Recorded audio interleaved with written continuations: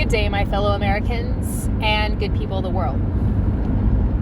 Today, I'd like to address you in regards to livability of cities.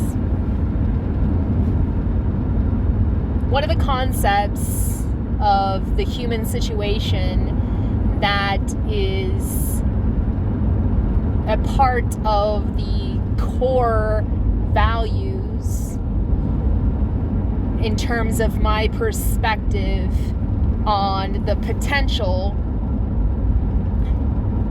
for human ingenuity to improve upon the further advancement of the evolution of the human situation in a positive direction along a intentional continuum that leads us to somewhere we would actually want to be in terms of generational development that is both sustainable, durable, stable, and responsible to make the world work for 100% of the people here in the shortest amount of time possible without ecological offense, through spontaneous cooperation and involvement without the disadvantage of anyone.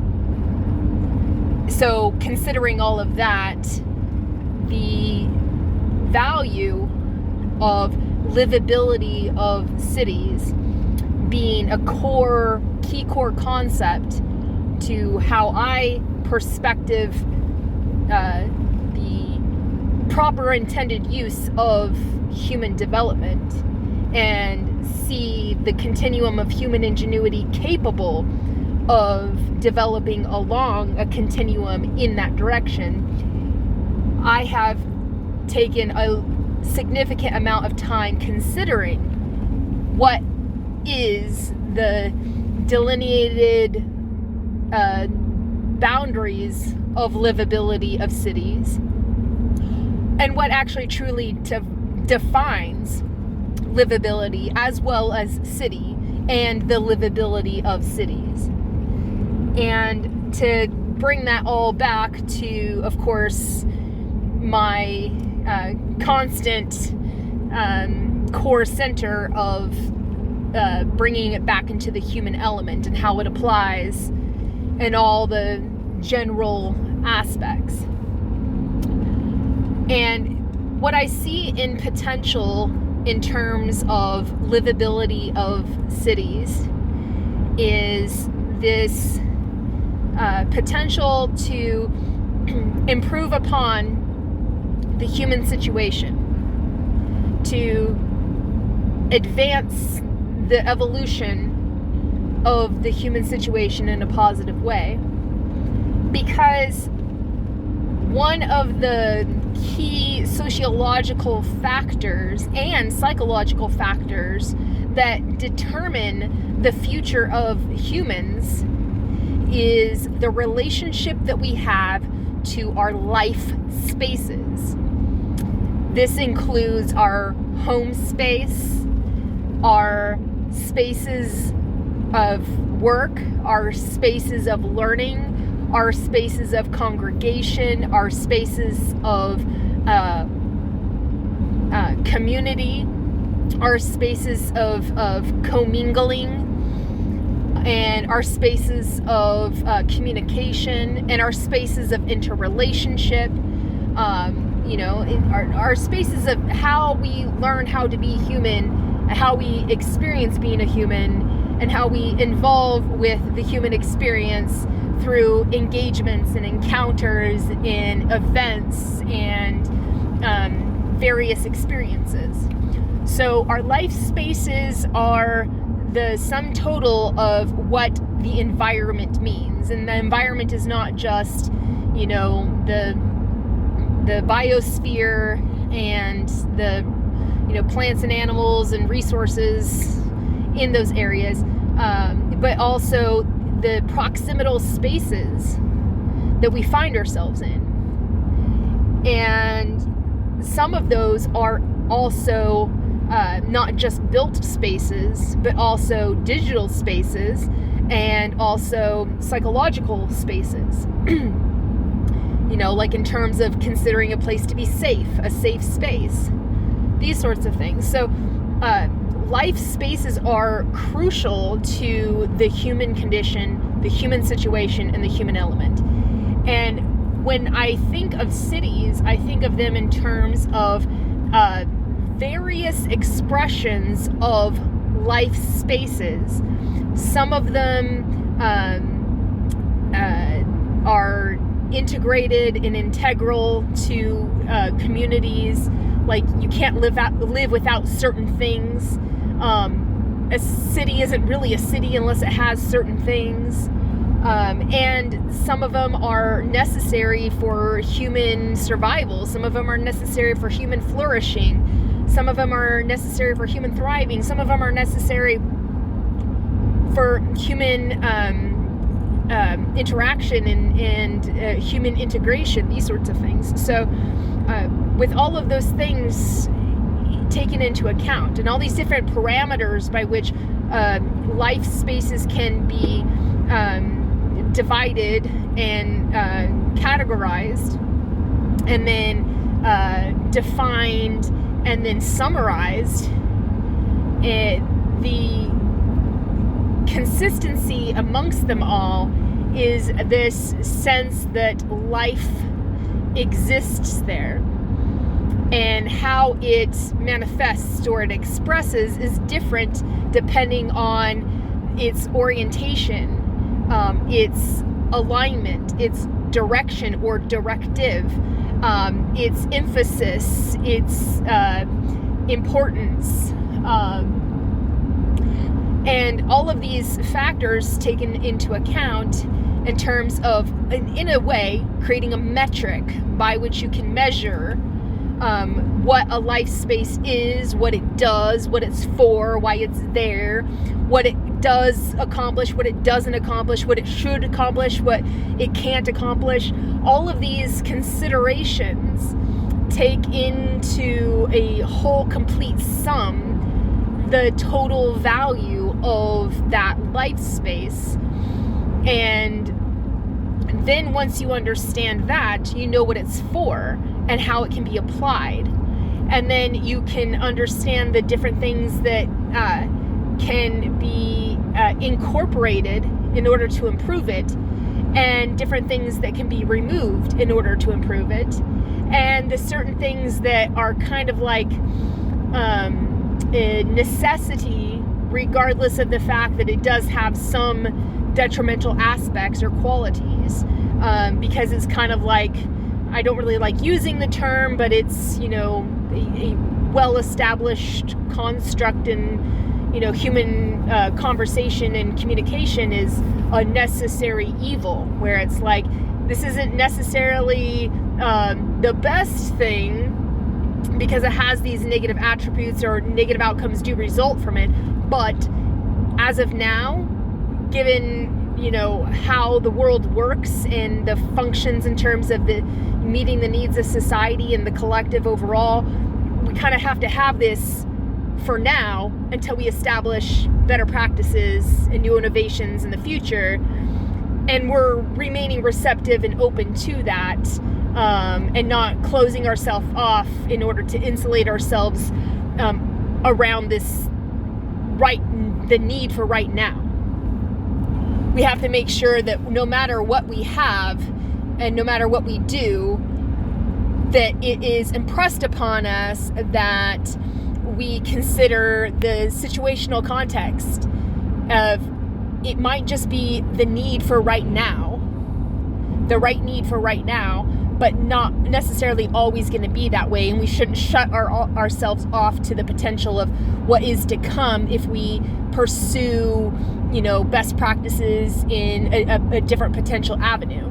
Kind of like the protected interests of oil spend so much time insulating itself and protecting itself and lobbying to protect its interests that it prevents the innovation in new industries that help us to remove our codependency with oil, so that we can take advantage of different things that can help us to achieve the same, derivative outcome of, this energy source, and this life vital resource, but do so in a way that isn't necessarily harmful to society and the environment and the human situation, as oil is when it's used in such excess. I honestly believe that it is important to human civilization to continue to produce and consume oil, but not at the full market consumer level as we have it now, where, you know, every person uses oil products. I think that it should be super specified in a niche way in terms of how it's used, and directly applied and highly regulated and conformed to make sure that it is not harmful, the least harmful way that it can exist, and we can coexist with its existence, which would mean removing it from the consumption of the everyday person and turning into the highly specialized niche industries. As I see it, it'll eventually, the best proper intended use for it is to turn it towards utilization for military, because there are far too many aspects of it that we cannot innovate out its use in those areas, and it's so crucial to the integrity of those systems, and that it being a scarce resource, because it is a limited resource, there's a bottom to the barrel, that it should be in the best interest of continued civilization be directed towards preservation for that utilization in order to serve the best interest of protecting and preserving our security. Of course, with the overarching intent to make sure that our military evolves into peacekeeping rather than war making, or war waging, these sorts of things. But with that consideration, understanding there's going to be some things that we just kind of have to continue to have as part of our human experience, because of the necessary aspects of it, but even at that, improve as many ways as is possible to limit the negative impacts. So with that consideration, and knowing that there are some things that we have to just deal with as best we can, and other things that we have to really consciously consider, how can we find the best practices and innovate to improve, so we can achieve the same outcomes without the waste mentality. Because a lot of what society is now is about making money, and that often ends up resulting in the making of a lot of useless crap that we do not need. And people are fed this consumerism, waste is growth mentality, where they're convinced that they need this gadget gizmo, product or service that is essentially just an expression of waste of life vital resources. But you need this in your life because of X, Y, or Z marketing scheme. And people buy into it because they have this, void within themselves that needs to be filled. And oftentimes people seek to fill it up with material things instead of doing the work of, self-development and improvement that would actually help them realize that there's no holes, either are just open spaces for new growth and development, and that you can't get a sense of fulfillment by shoving things into that hole to plug up, this sense of, need or not having, when it's supposed to be this, open space from a growth within to be able to fill in and, break through this higher levels of growth. So the human condition has to be allowed that space to be able to grow and improve and develop, and it's being inhibited and suppressed by this sense of needing to fill it up with material things, when the real desire is this spiritual sense of connectiveness with everything, and a sense of belonging, and a sense of fulfillment and safe space, and positive contribution and participation, and integrated involvement, and a sense of community and friendship and fellowship with your fellow human. These sorts of things that material things cannot fill. And because we have a economy that is about, producing useless crap that we don't need, and that we're convinced that that's filling the void in the holes in our hearts and our minds, and, the empty spaces in our lives that seem to have no rhyme or reason or purpose, we are continuously on this cycle of consumption and production in a waste is growth mentality, where we produce things that we use for a short time and we don't maintain or take care of them because we can just throw them away and go buy a new one when it breaks.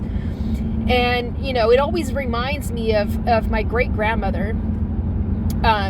She lived, during the times of war, and she knew how to live with little and how to make the most of what you got. And from her, I learned how to mend and to fix and to maintain and to restore and to preserve and to contain things and to protect it and to value it. Value it in a sense of value what you have, be grateful for what you have.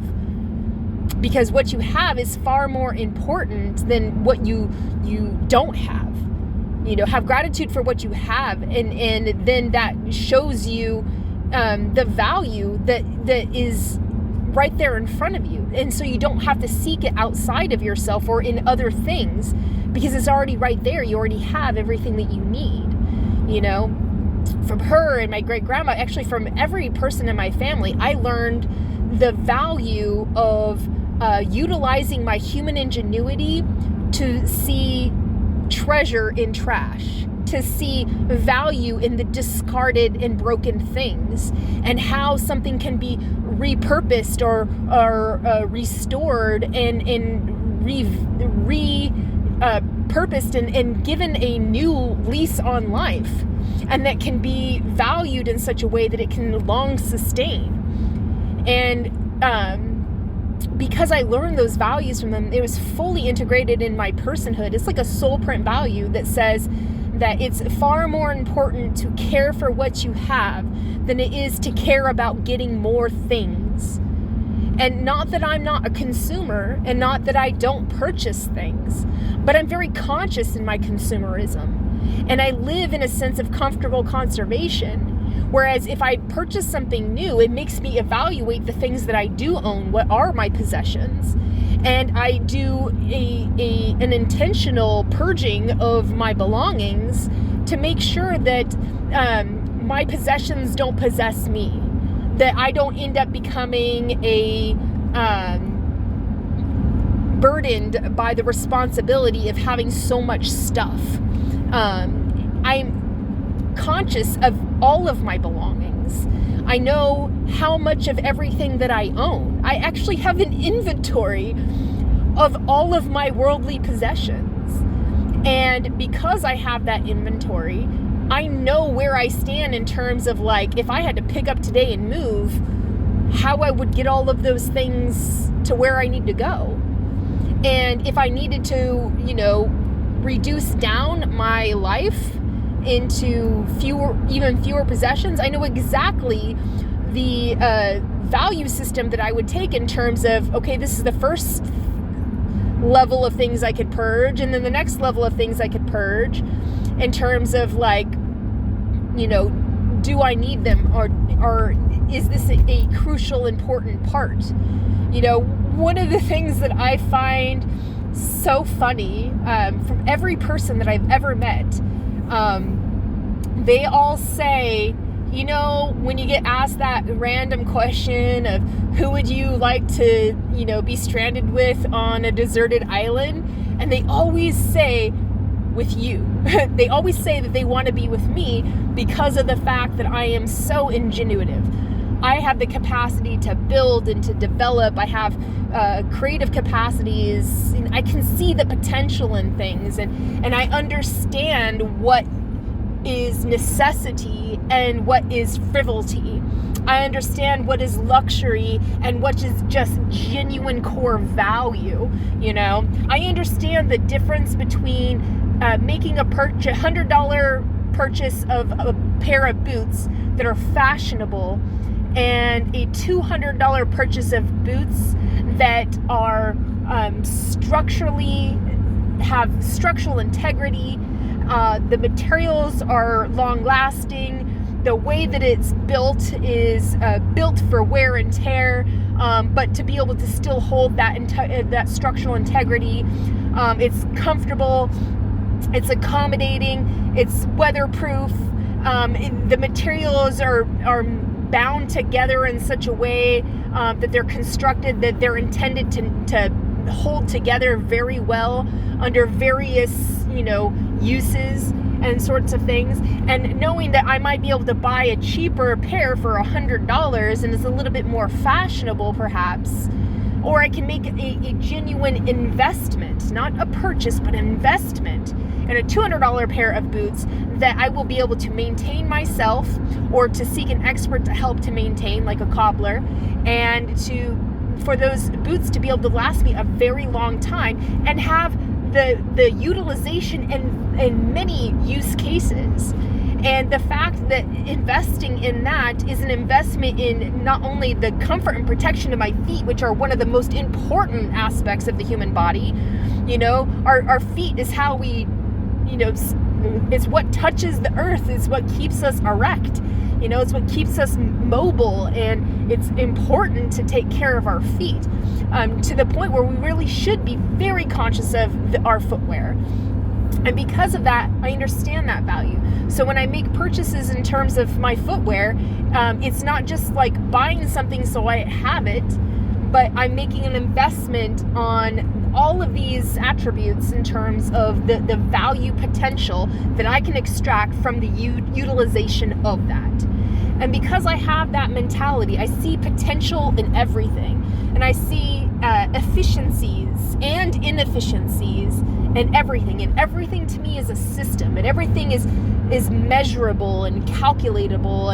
And there's a value metric in everything. And there's merit to everything. And because I look at the world in that way, many people say, if I was stranded on a deserted island, it would certainly be someone like you that I would want to have by my side, because my chances of survival are substantially increased because you understand what it's going to take to make what you got work and make the most of what you have, and to make sure that it's sustainable and it's going to result in the comfortable conservation that's necessary, and then considerate of, the human necessity for creature comforts and the human necessities for survival, the human necessities for the psychological aspects of our, again, life spaces.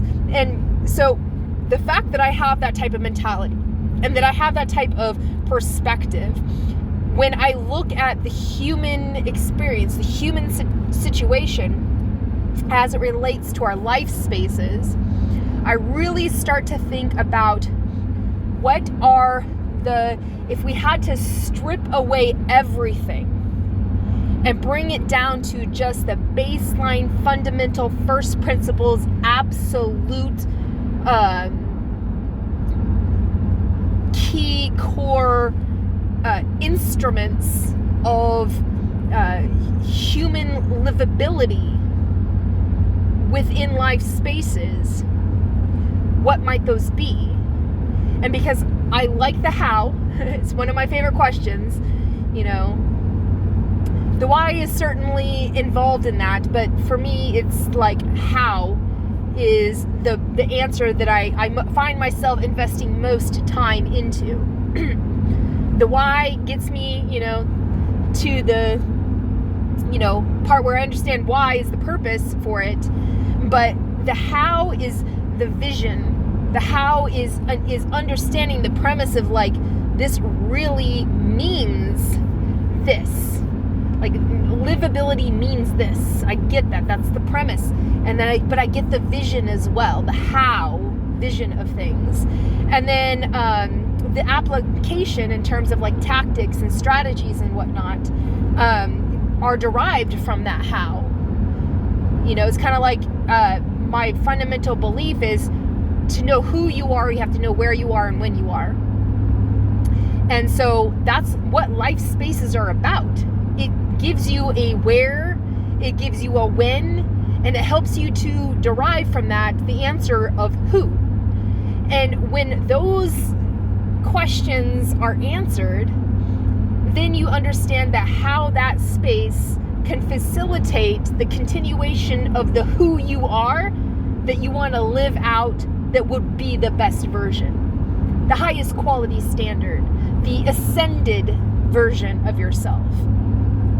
And how might those spaces help you to develop further? Or how might those spaces help to facilitate your development or help to support your development? What is the baseline supports to get you there?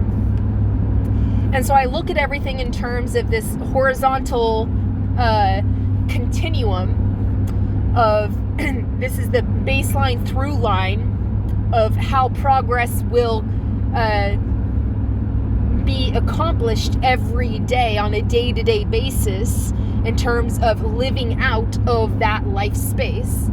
And then the vertical establishment of, how life spaces have existed over time, how we've built those spaces up, whether it be the design for houses or the design for buildings or the design for,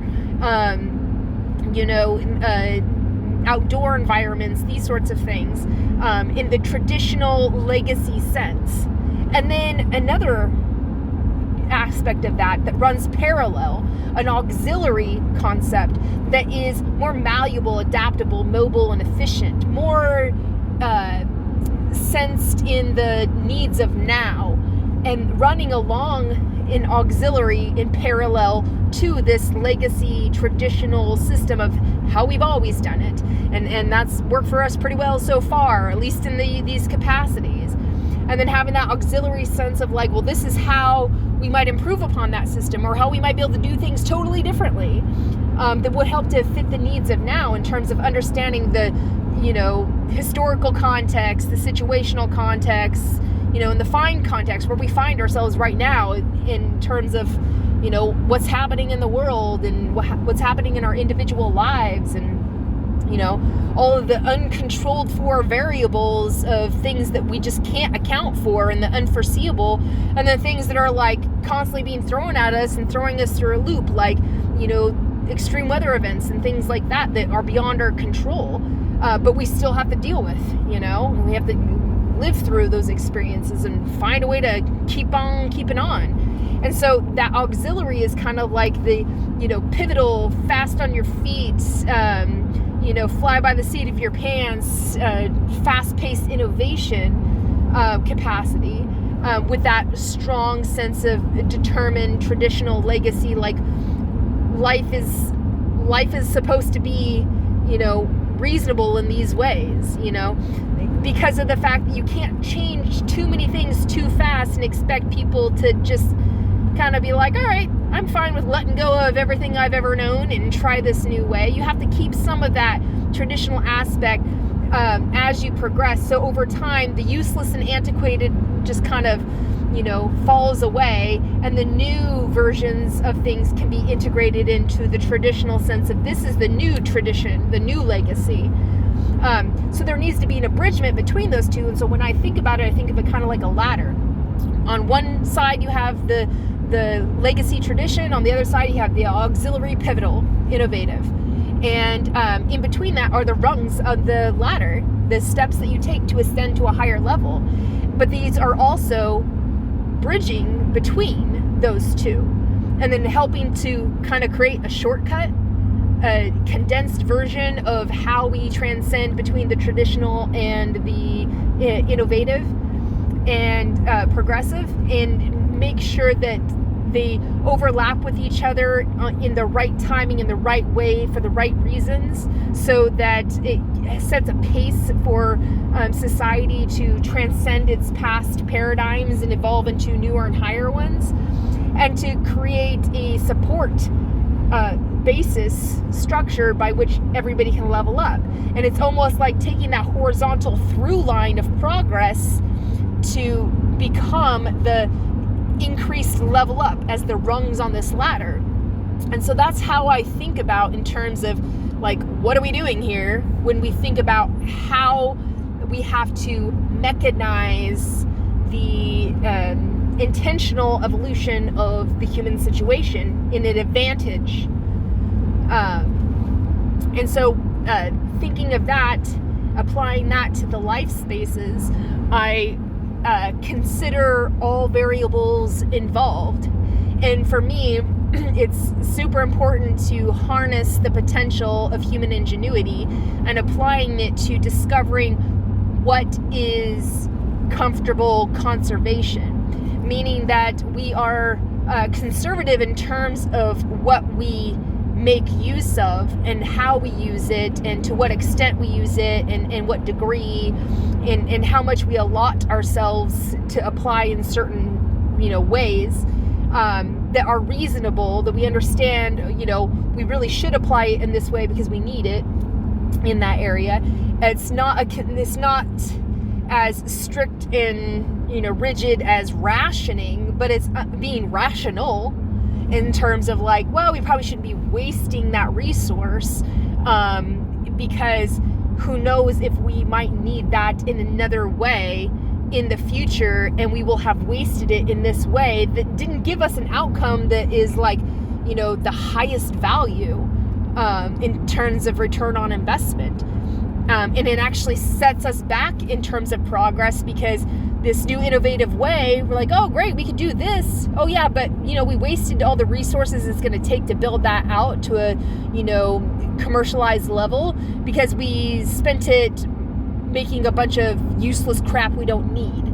And so comfortable conservation considers that and understands that and leaves space for the future that is to come, in sense of like, we need to build things intelligently in such a way that we also can reclaim those resources to be able to reuse them in new and innovative ways if necessary. And we're certainly not going to do that if we have a waste is growth mentality, and that we produce useless crap that we don't really actually need, and then throw it all away in a, dumpster that ends up going to a landfill then being buried. So we need to have a circular economy that makes sure that from, extraction all the way through disposal, that there's responsibility at every single point to make sure that the value is on a continuum of replenishment, reuse, revitalization, and returning the resource back into the realm of utility. And so our life spaces need to have the same type of mentality. We need to consider how we build our spaces to be malleable, adaptable, mobile, efficient, to be able to make a modular, transformable, and so that they can adapt to the needs of now, and so that they can make sure that they are not to the detriment, and that they are replenishing these sorts of things. So it makes me think of how they say they don't build houses like they used to. They used to build houses that could stand the test of time. They could stand for, 100 or more years. And now houses, the way they build them today and the materials that they use, and they don't do it consciously because of that, houses have a very short lifespan. Like, they're only expected to last for like 10 years, and then they're just demolished, and then a new one's built in its place. That is literally how they build houses in China. And it's just, to me, it's like throwing away all of this value every 10 years, and even if you extend that to 20 years or 30 years, which is the traditional timeline of a home loan, houses aren't even built to last that long before you have to do significant changes or upgrades and whatnot. Houses aren't built to be maintained. And then again, homeowners aren't necessarily prepared to take on the responsibility of home ownership in terms of maintaining the value of that home so that it can endure for a long period of time. And because of that, the housing stock that we have is falling short of being even habitable. Many homes exist that are standing that are not habitable because of the fact that they have not been maintained, and because they were not built in a way to long endure, because we have ingrained in the human productivity schema this concept of waste is growth. So we're going to build things to only last for a short amount of time so that we can, repopulate our consumer base with more people that are going to have to buy this because, things become obsolete. Obsolescence has been so ingrained in the productivity construct of society that waste is growth just seems normal, even though it's abnormal. We need to develop a relationship with comfortable conservation where we take seriously the implications of everything that we make use of. Because to me, everything falls in line with the energy unit. I think of how much energy went into producing those things and how much of that gets waste and thrown to the wayside, and how much human ingenuity is in many ways repressed or retarded and limited, and then used but not to the best advantage. And this is an inefficiency in those systems. And if we just reinforce a model of efficiency within that system, we would live in a world of abundance. Changing the mentality from waste is growth into abundance is stability and sustainability. We can adopt the model of comfortable conservation and have more than enough to go around, where we can have human flourishing in abundance all around. We would have no poverty. We would have no gentrification. We would have no hunger. We would have none of the things that are symptoms of the system of waste is growth mentality that manifests in the form of lack or inefficiencies or deprivations or degradations, these sorts of things. They're all a consequence of this waste is growth mentality that strips the value of our human capacities and the abundance of life vital resources this planet offers, and they're put to waste for the concept of we need to be able to make more crap that people don't actually need so that they keep buying stuff, so we keep having a consumer base so we can keep growing our profits. I absolutely loved Steve Jobs. He's one of my most favorite humans ever, and a real true inspiration. But I am deeply disappointed in what he brought forth in society, because he made what is considered in terms of monetary, one of the most valuable companies in the world, but not valuable in terms of outcomes and how it improves the human experience, but rather in terms of profit. Because he was able to create a super specialized system of creating a returning customer profit chain by making models of smartphones where people have to constantly go and buy a new model, instead of innovating a model that could be componented in such a way that it can be upgraded, not just in terms of software, but in terms of the hardware as well, so that those resources could be reutilized or reconfigured for more usability, but to have still the base standard model to be, consistently owned and possessed, and for that to be improved upon. Instead, it's just like, throw out the old phone and here's a new one. And a lot of the models that they have come out with, because they need to sustain that we need more people buying more products, because that's how we derive profit is off of selling more products.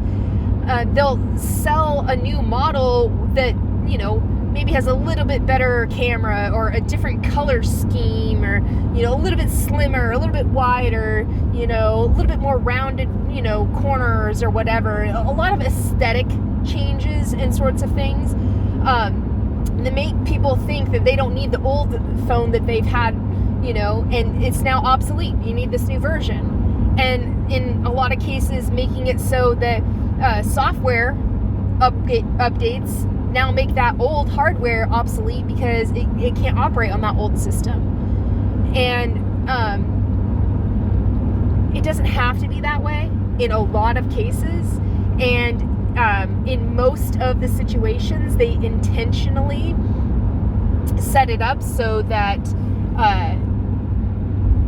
there is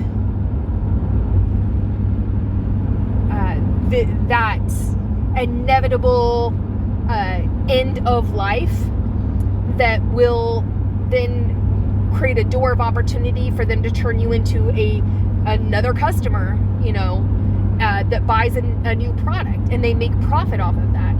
And to me, that is lazy and a gross misuse of resources, and one of the main reasons why I think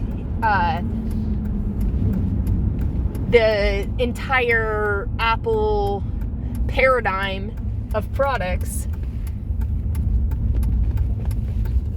are a prime example of what's wrong with technology. And also to, talk about the exclusivity of its products, that, corners and monopolization that forces people to live within the, ecosphere of the product sphere of that particular product line. And, kind of like blocks out any other potential. And then, to me, that's just like designing in a limitation that skews it into their personal favor for the sake of profit, proves that their technology and their product lines are not for the improvement of humanity and the betterment of humankind. Although it has helped us make advances in some ways, yes, it has in more ways inhibited us and become prohibitive to progress. So when I think of that, it's the example of like the best and the worst, but more so the worst, because of the fact that they knew better. They could have done better. They could have intentionally designed with all of these people, that all the brilliant minds that they've had pass through that company over the years. how much creativity that Steve Jobs had in his head in terms of development, and also kind of like pity and disappointment in terms of him and his spiritual understanding of the world, in terms of need for human development, why he didn't see the human logic and necessity to make sure that any technological advancements also help to advance the humans spiritual evolution as well as their psychological and mental and physical and material evolution. I didn't understand why he didn't make that connection explicit in the development of his products. He was the founder of the company, for Christ's sake, so that should have been a founder's principle that was integrated into every aspect of the company. And while it's kind of there in the undertones of, expression, mostly in terms of the aesthetic form, the appealing aspects of user interface and these sorts of things, but the overall general functionality and utility and proper intended use of their products really falls short of accomplishing what it is that really does the best service to the world in terms of providing for this space of development that helps to create leaps and bounds in terms of growth and development for human progress. So with that in mind, taking into consideration how I perspective the design decisions of a life space in order to achieve the livability of cities, brings me into this concept of not having a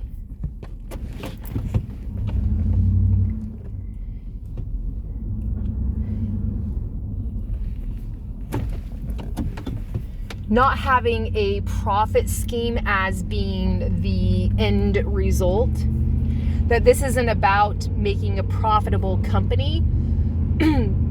It's about making a positive contribution in service to the advancement of the evolution of the human situation. And so thinking about that and understanding like there really is an already innate human drive that Steve Jobs tapped into of seeking beauty and seeking opportunity and seeking connectivity and seeking this sense of belonging and this sense of empowerment that you can get from an external source that you can use to your advantage to level up your life in different ways. Like there's lots of those aspects that Steve Jobs was able to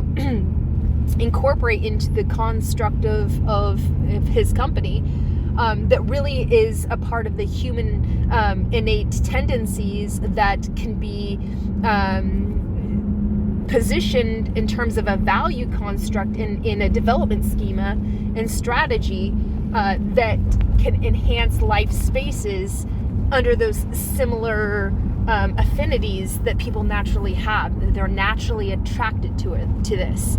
It's the allure of the mature sense of the human advancement, and people are receptive to that, and they naturally gravitate towards those things that they see are most able to help to advance their happiness or their sense of comfort and their sense of security and these sorts of things. So environments that we are in, these life spaces, have to be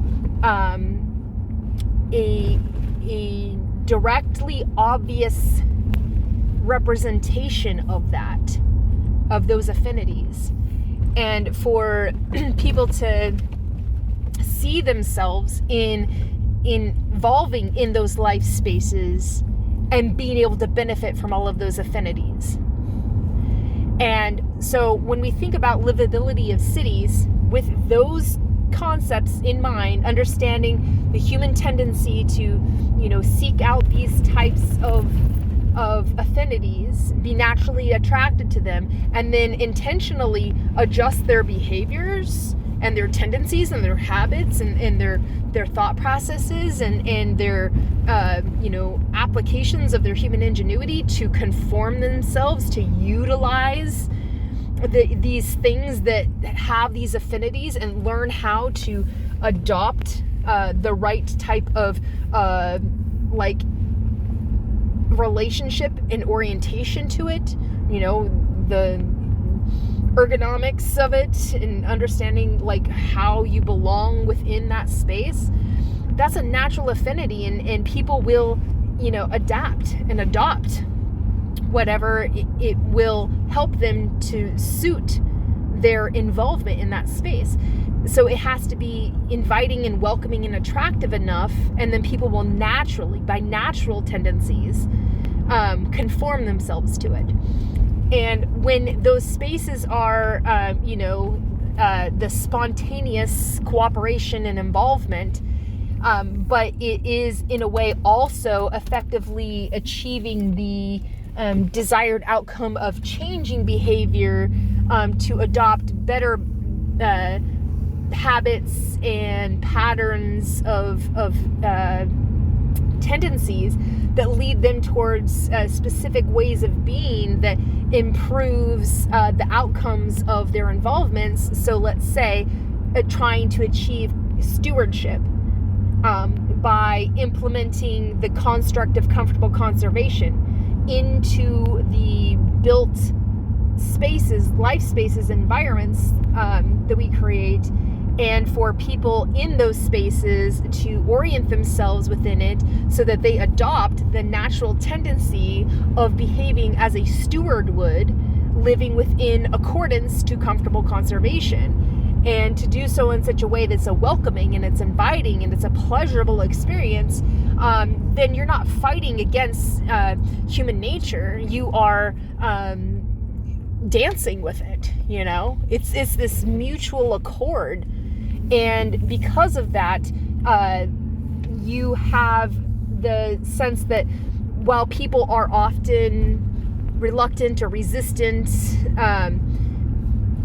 to change, to do something different, when it's like a welcoming sense of, adventure and an appeal that touches upon this basic human necessity to experience beauty and truth and security and pleasure and these sorts of things. If you are able to incorporate that stuff in a space, people will naturally be drawn to it.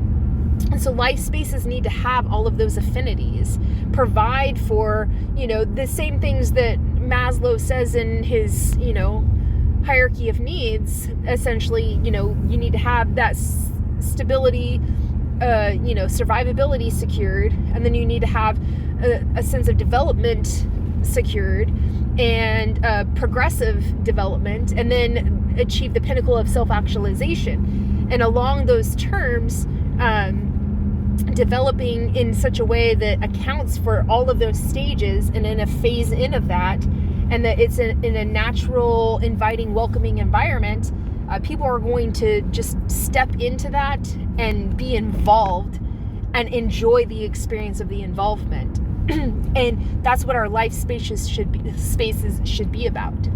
Now, bringing that in terms of the livability of a city, cities should be these warm welcomings. We should enter into a city and to have a sense of this is the place to be. And I'm glad that I'm here right now to experience all that this place has to offer. And that there's nothing about those places that are repulsive in a sense of that is not something that I want to even know exists. That's not something I want to see or involve with, that sort of thing, or like that stimulates a negative emotion, like a sense of repulsion or fear or a sense of insecurity, or like drains them of energy, or these sorts of things. Like, the livability of a city is to know that somebody can step in there and feel revitalized. They need to feel life vitality infused into them because they're in that space. They need to have a sense of like they're there, and because they're there, they're being infused with a particular flavor of life that they can't get anywhere else. That the very unique space is giving them this infusement of a unique energy that they can tap into, and they can ride that energy wave, and it is going to be a elevated experience for them.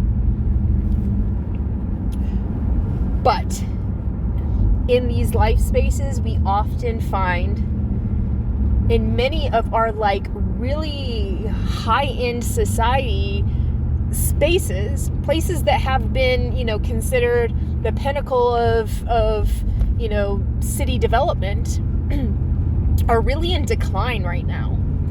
And that was honestly the, thing that kind of stimulated me to want to have this conversation, not just for trying to give the overall perspective that I have in my head in terms of when I look at this problem, this is how I see it and what I see.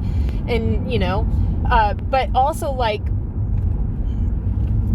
it breaks my heart to know that some of these spaces are really just devolving.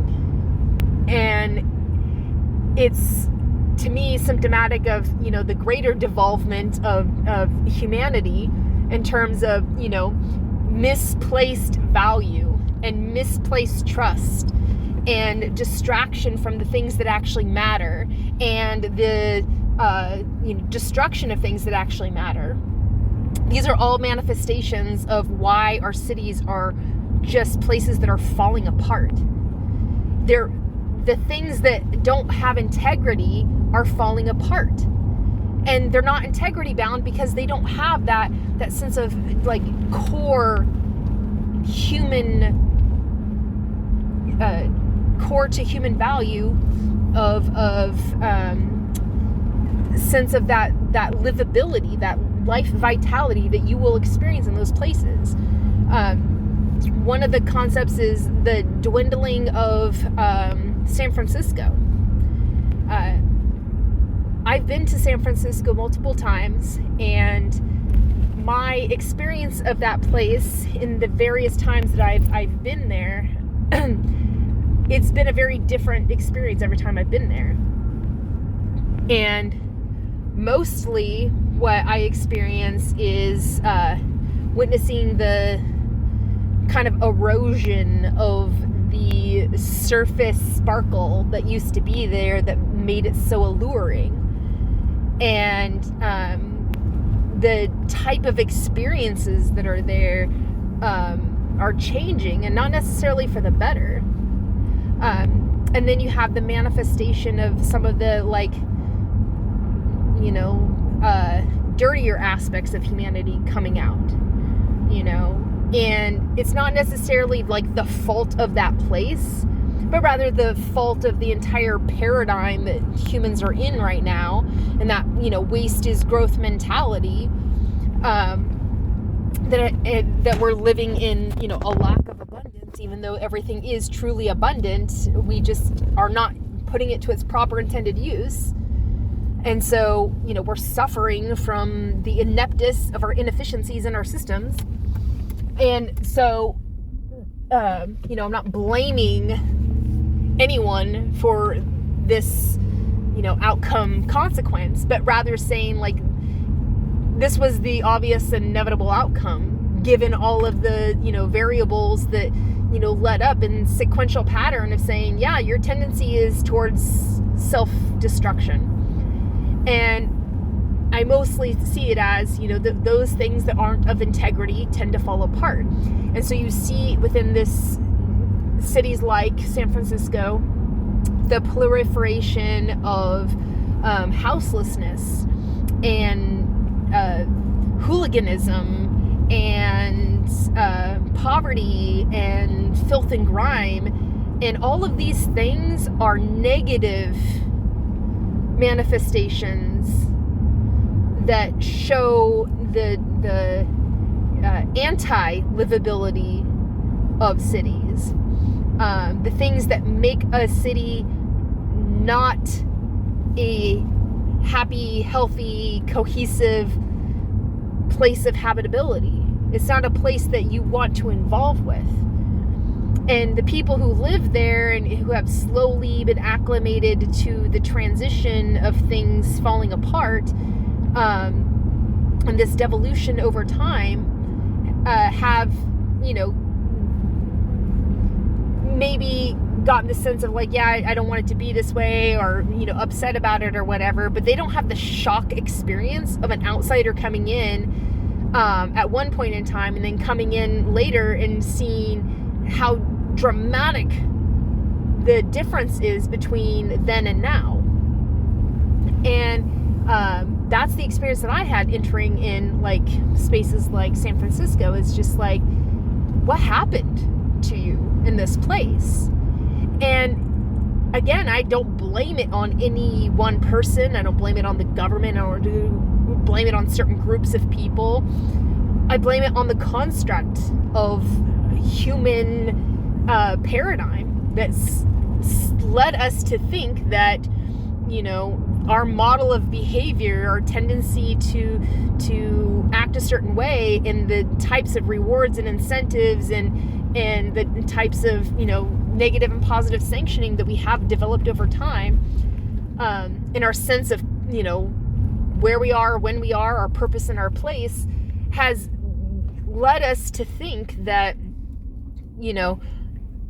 it's okay that our systems are creating so many gaps and shortfalls in the providing for that habitability with intention to make these spaces livable, in a life vital, replenishing way, that because people can't survive and thrive in the models and constructs we've created, and that all these shortfalls and pitfalls that society has arranged itself into, where you have little pockets of thriving here and there, where, people can flourish in these ways, that separation and non-equalization of values that are absorbed into certain, pockets of thriving in communities, but are not providing an undertone, a layer of supplemental, welfaring,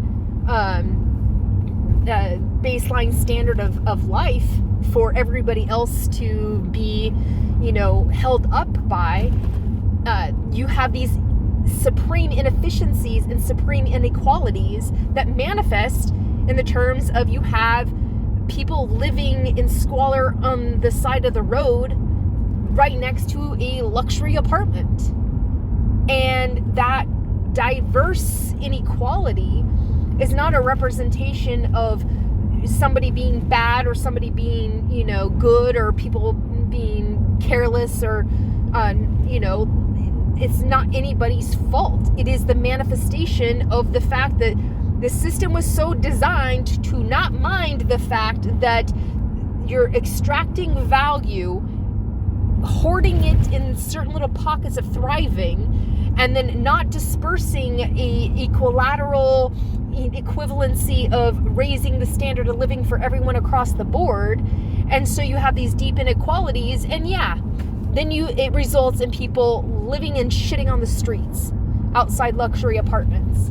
And it doesn't have to be that way, and it shouldn't be that way, because there's so much potential to create the, generalized welfaring stewardship of our cities, so that everybody lives in a sense of thrivability.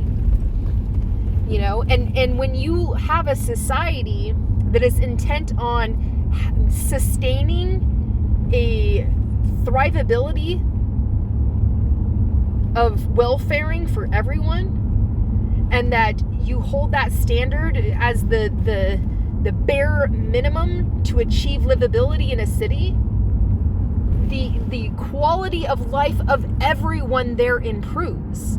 And by requiring everyone that lives in that city, that has presence in that city, that is involved with that city, to have to positively participate and contribute to the establishment of that baseline standard of welfaring, then everybody benefits in various ways. You have a reduction of crime. You don't have to see crime on the streets. You have a sense of, you don't have to feel guilty for the things that you have, because you're not faced with seeing people that have nothing. And you don't have to face them just because they're hidden off somewhere. But no, you know those people are living at a baseline standard of livability that we don't have to be ashamed of how we treat fellow humans. We know that they're cared for because we care about them. And our cities are built and so designed to pay mind to the consistent sustainment of welfaring for all people involved in those spaces. That place is a place of thriving for all who are involved, for all parties involved. And by not making it any one person's responsibility, like saying that the richest among us must be taxed higher in order to pay for these systems, there has to be a mutual investment. That means the individuals who are currently in a subhuman standard of living, i.e. living in tents and squalor on the side of the road, have to have an investment standard they have to rise to in order to meet their contribution requirements. Just as much as those who are living in the high life society, living in abundance to the point where they live in excess and they have so much money they don't know what to do with it a lot of times. And for them to have a sense that their wealth is a collective wealth as well, but it's not taking away from them to give to other people. It's them willingly helping to invest in the welfaring of all because it helps them to live better lives. Period. And when it's that type of relationship, instead of take from the rich to give to the poor, it's saying that we all need to contribute how we can, where we can, in all the ways that we can, to ensure that we don't have poverty in our society. And when our cities are so designed in that way, and that the people who live in those cities know that part of the social and civic responsibility and duty of living in that space, for having presence in that space, for doing business in that space, for traveling and tourism, participating in tourism in those places, for living in a permanent residence in those places, for having a second home in those places, whatever the case is, you must invest in the construct of intentional development for the welfaring of the entire population, so that you can sustain that baseline standard of livability in those cities. And the metrics by which that's measured, that so everybody can see, look, your investment is actually paying off. This is how we've improved the situation. Remember that bad thing of like all the people living on the street? This is how we've changed that. That's gone. And it's not gone because we've hidden the problem and tucked it away under a carpet somewhere. We've cleaned up the mess. We've dealt with it at the root. We solved for it in such a way that is not going to allow us to fall, below that standard we've set for ourselves ever again. Because we not only have created the necessary developments and infrastructure in social support systems and these sorts of things to create and establish that baseline, but we've made it a welcoming, integrative system an innovative technology of human ingenuity that the people who were living in those subhuman standard conditions willingly and enthusiastically gave up that old way of life and just started rolling with this new way of life and started just living in a state of welfaring in a consistent way to the point where they ain't ever going back. And not because of the fact that they've decided that they're changing, see the error of their ways and they're going to change and improve and work towards it, but rather like the integration into the system. And once they're in the system, they're supported at that baseline fundamental first principles standard level. There's no way they can fall behind ever again because we've shored up those weaknesses. We've provided the necessary, reinforcements to make sure that people don't fall below that standard anymore. We've abridged the situation of the haves and the have-nots in such a way that isn't taking, but is value adding, and that everybody has to contribute in some way to that. And that there's no free rides, but it's not, in a sense of like you're losing out or some great effort of work and this is going to be hard work or something. It's like, no, it is natural. It is a part of your natural human process to do things this way.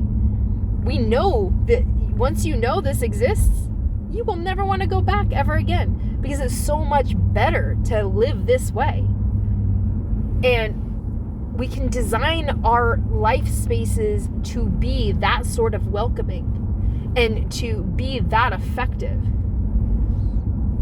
And once we intentionally do that, then we're going to see a transformation of our lived in environments in a short order. And it's not going to be piecemeal solutions, and it's not going to be, creating, shelter spaces and accommodate a basic element of something that's needed for people, shelter, but does nothing to provide them a way of transcending that experience. Like, that's not a solution, that's a band-aid. Or handing out tents to people, that's not even a band-aid. That's just that is like taking the dirt and sweeping it under the rug. The dirt is still there and you can see the mound of the dirt. It's just covered slightly with a little piece of material. It doesn't solve for anything, does not improve that human condition at all. And if anything, it makes our cities more deplorable places and more disappointing places. And no wonder people want to move out of those situations if they have the economic means to do so. Because who wants to live amongst that squalor? Nobody does. But then there's people that have been there for a long time and maybe can't go anywhere and maybe don't want to have to move because there are aspects of the place that they really like. They just wish it didn't have to be that way and they didn't have to see that stuff all the time. And they really wish, those with the capacity to take responsibility would just do so that we can, finally, once and for all, solve for this and get ourselves out of this mess. There's a way to innovate ourselves out of this mess. And those people shouldn't have to move from those places. And people shouldn't even have to feel like gosh, I wish I could move. Too bad I can't. Because they don't want to see those things. We need to solve for them so they don't happen. But that solution is not piecemeal. That solution is not just covering or hiding or ignoring or or demonizing or criminalizing the situation, or creating just these short-term, wastes of resources to send people in these short-term, locations to get them off of the street. Yeah, but that doesn't do anything to get them off of the trajectory of, negative outcome consequences. So it needs to evolve beyond that. And the only way that that's going to happen is if you're providing that intentional development of life vital resources and life enhancing solutions and improvements of the livability of cities that are inviting and welcoming and fully integrating for all people, and that invites everybody into the experience of building that out, maintaining and sustaining it, and for that to not be too much of a strain on anyone, for that to be across the board,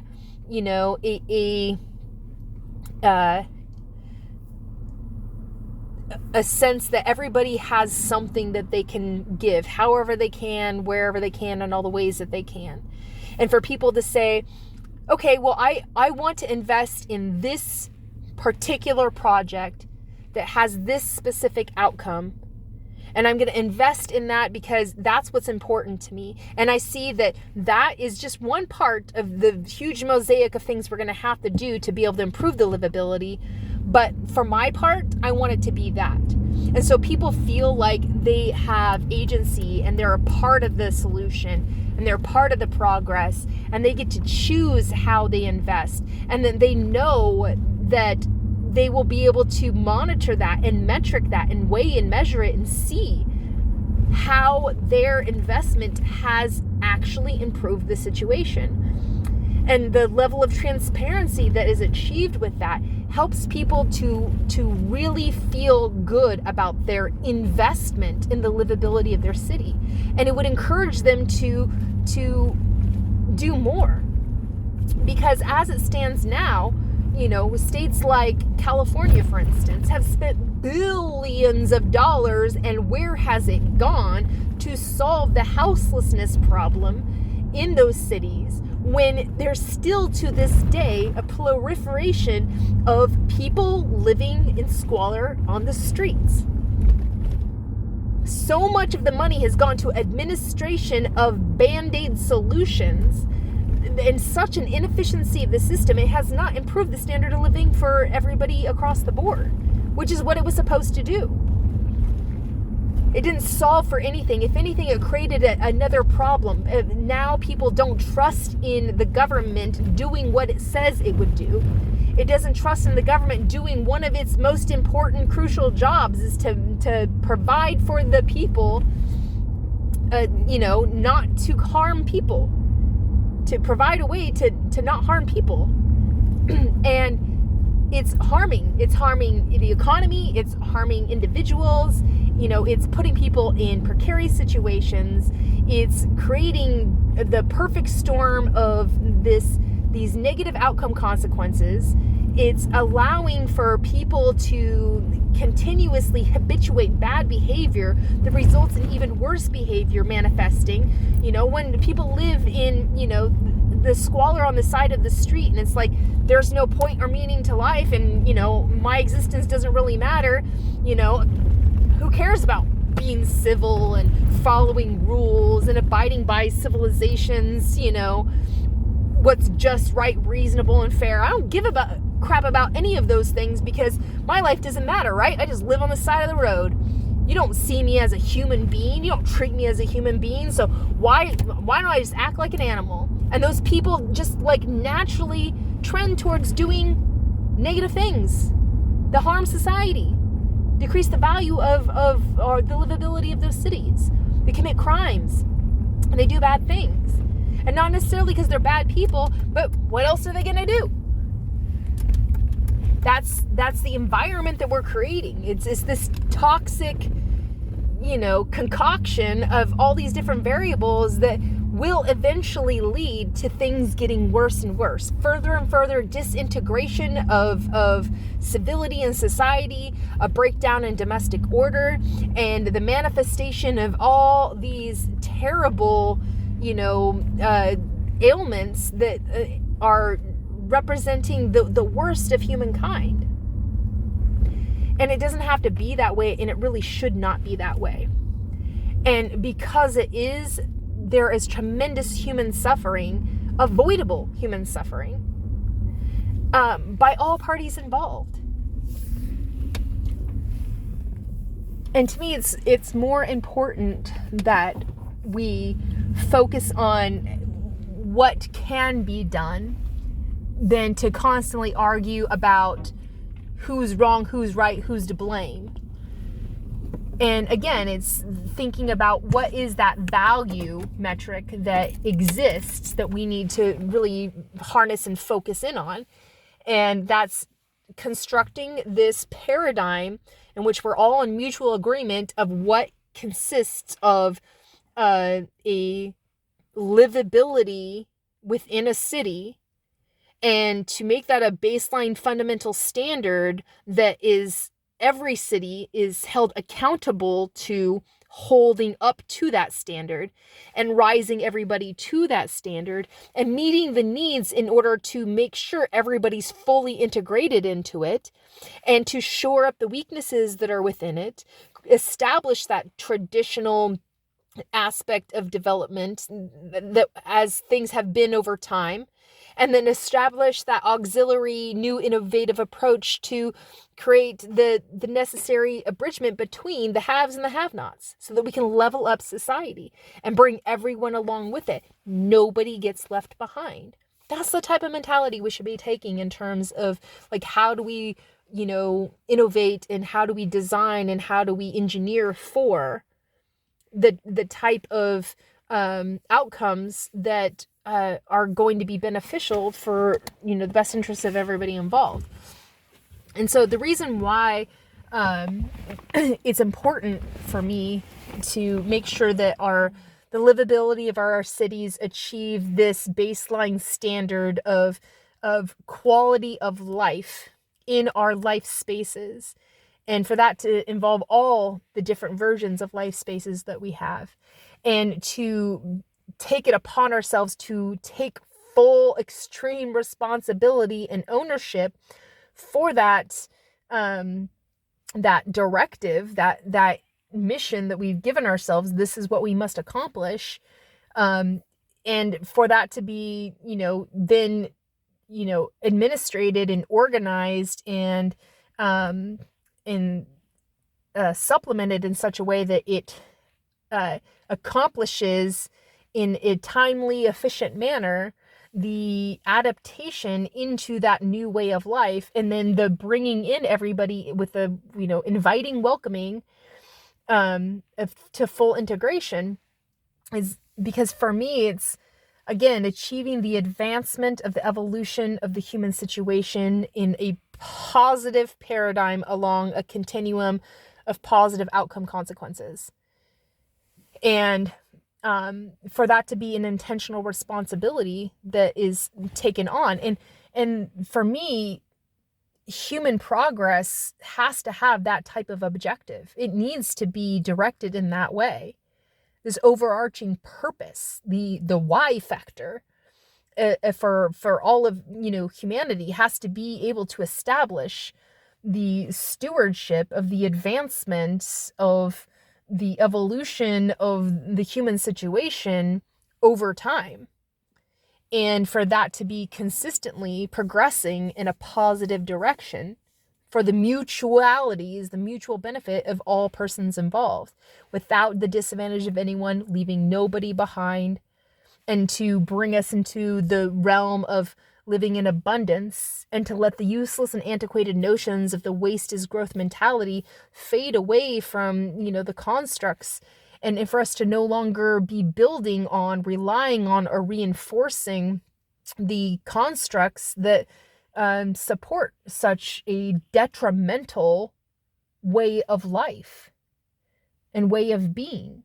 That type of ontology, that social construct and narrative needs to be intentionally dissolved.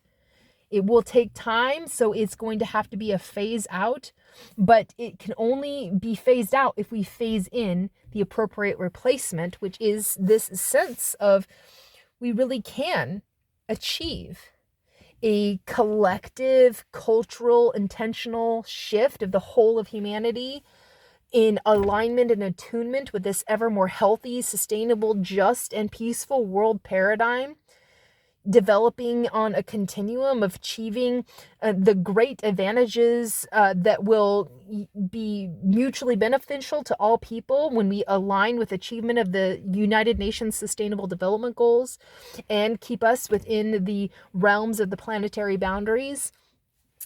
Building out on that continuum, we will achieve this remarkable world paradigm that ceases to have any space for the manifestation of these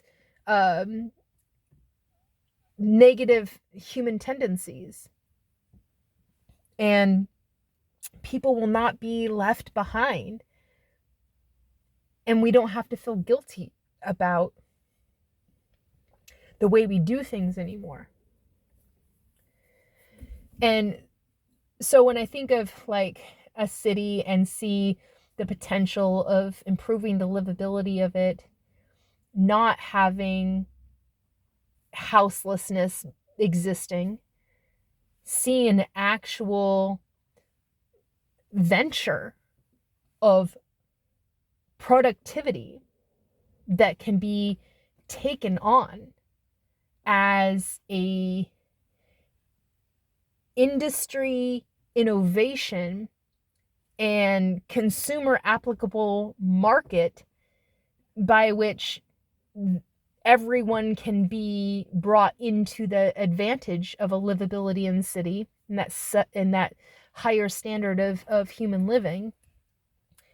And to see a continuum of how that whole process, doesn't fight against the current tendencies, but again phases in the new process that phases out the old process, and to bring people into integration in a way that is welcoming so they naturally involve themselves in it because they're naturally allured and attracted to doing it. So you're not fighting against human tendency, you're not fighting against the old system. You're doing like Buckminster Fuller says, is you're making the old system obsolete.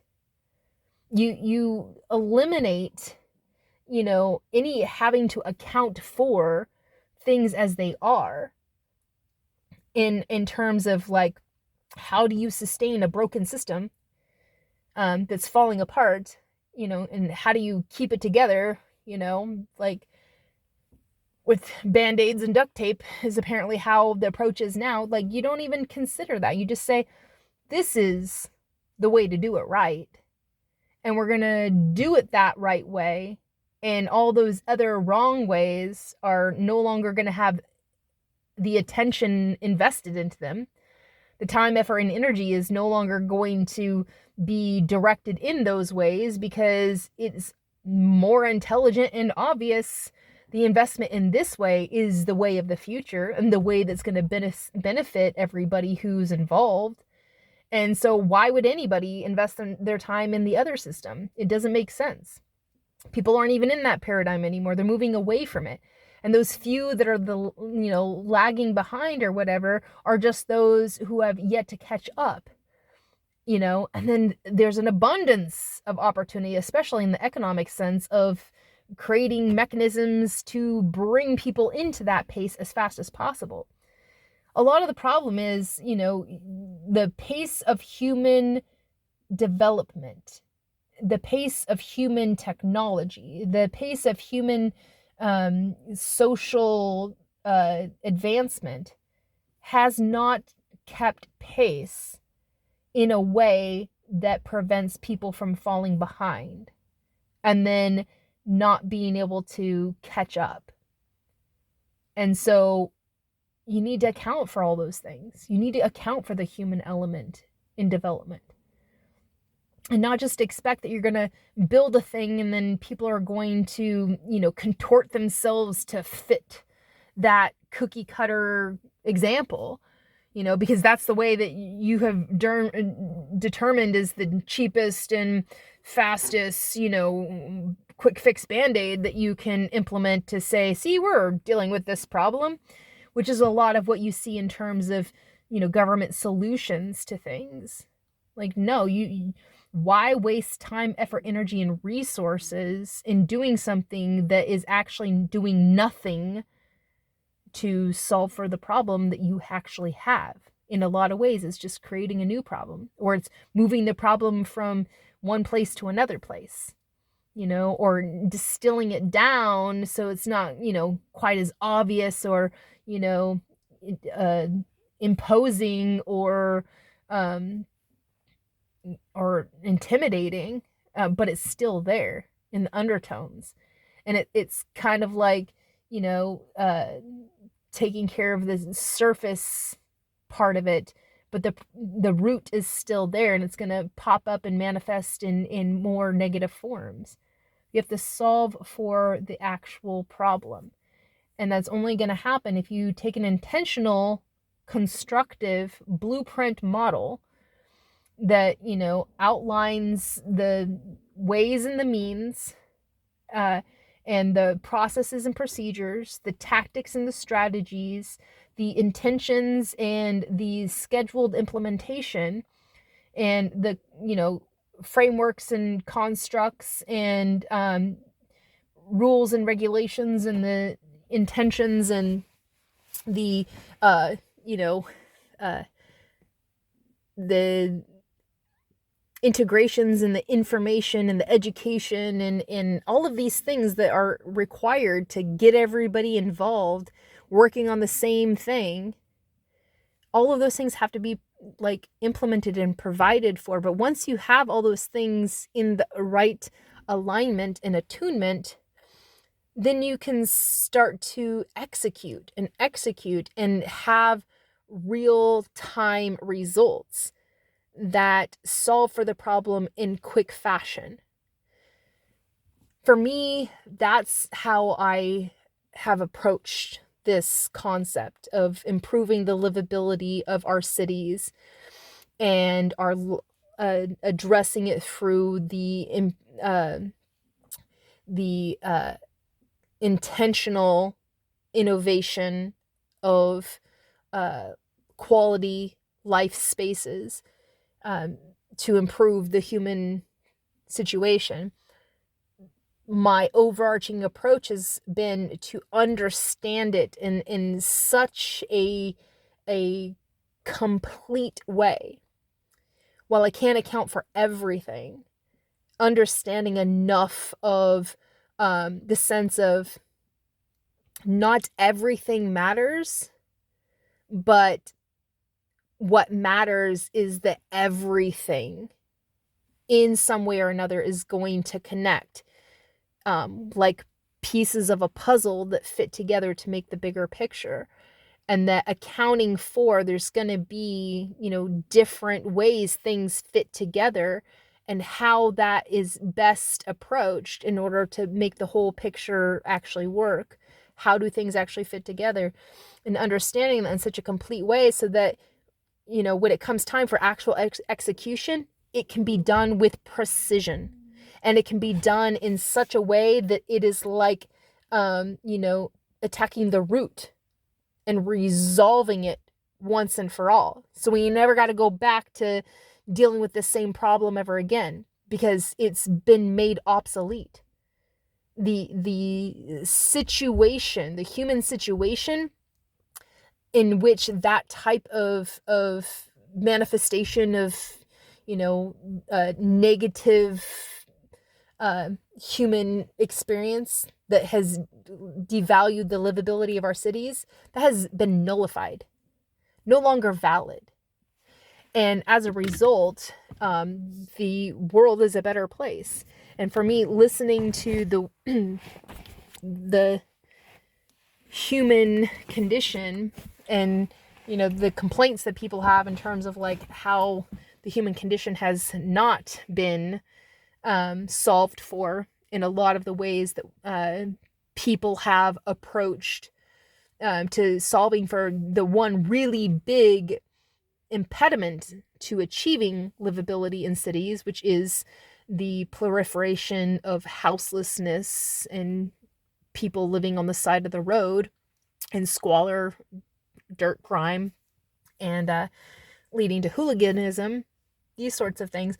like that problem getting solved in an intentional way that isn't direct,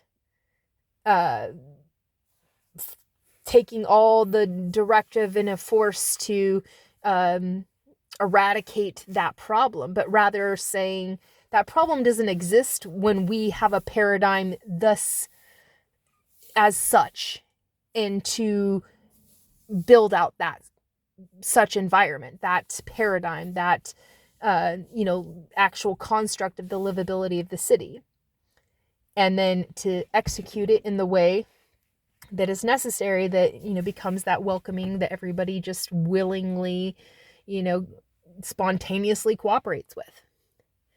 That's the future that I am designing for, that I'm laying the groundwork for, and laying the plans for, and considering the variables of. Because to me, it's super important to achieve the livability of our cities, because that's going to be the first step in human progress to achieve the most excellent version that is possible, where it's not just survivability, but it's like transcending the types of human experiences we have now, and opening ourselves to a whole new world of potential experiences and opportunities that will only be accessible to us once we are able to get our act together in this way. And to me, that's the first step of achieving the the harmonizing tone to be struck that resonates with all people in the world, to create the continuum by which we can achieve a world peace. And it seems like it's a far reach to go from, livability of cities to achieving world peace, but in my construct, I see how everything's connected. I can see a feasible way to get there. I don't see it as happening overnight, and it's definitely going to take a lot of work, but it is good work, and it's not easy in a sense that it's, just going to, snap our fingers and it's done. There's going to have to be effort, time, effort, energy, focus and attention, intention, all of these things applied. But when applied in the right ways, yes, that will be the continuum, that path to peace that we will be involved with. So to me, it's really important to do all those things, because when I consider what I would want to have as the outcome of the things that I create, and that being like the intention set and the tone set for my creation, and that really is the guiding force of the attitude and direction of where my heart lies in terms of why I do this, is with the sense of like,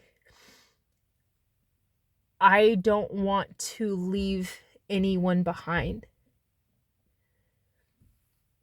I don't want humans to suffer unnecessarily. I'm not saying that I don't want humans to exist without challenge, because challenge is part of the progress of evolution. We need challenge so that we can rise to the occasion. But unnecessary suffering that comes as a result of bad actors with nefarious intent, creating outcome consequences on a continuum that imposes suffering on others in order to provide advantages for themselves or their own individuated pockets of thriving. I'm not okay with those outcomes. I'm just not okay with knowing that certain subsets of the population in the paradigm that currently exists, the modern paradigm, certain subsets of the population must suffer in order for other subsets of the population to thrive. And I know that it doesn't have to be that way. And it is that way because of the choices that are made by people, individuals. But it's also by the options that society allows for, and the opportunities that the paradigm and the social ontology has incentivized, and where people don't have a sense of responsibility or ownership or fellowship, where they relate with a common humanity, that people become self-centered to the point where they don't care about what happens to others as a result of their decisions. There are times where, unwittingly people cause harm or suffering to others. And that is mostly just based off of a lack of understanding, or, an ignorance, a blind spot. Those are all things that can be accounted for and innovated out. We can raise the level of our consciousness and our awareness of these things and have a light that we can actually cast on it that solves for those sorts of things, and done so in such a way that it doesn't stigmatize anyone who, oops, I didn't know better, but to say, okay, well, now we know better.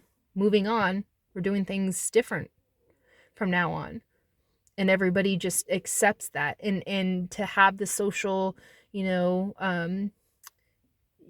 contract with one another that says, okay, we know that level of forgiveness must be a part of the human process as well, because everybody has a different starting point, and we have to be sympathetic to that.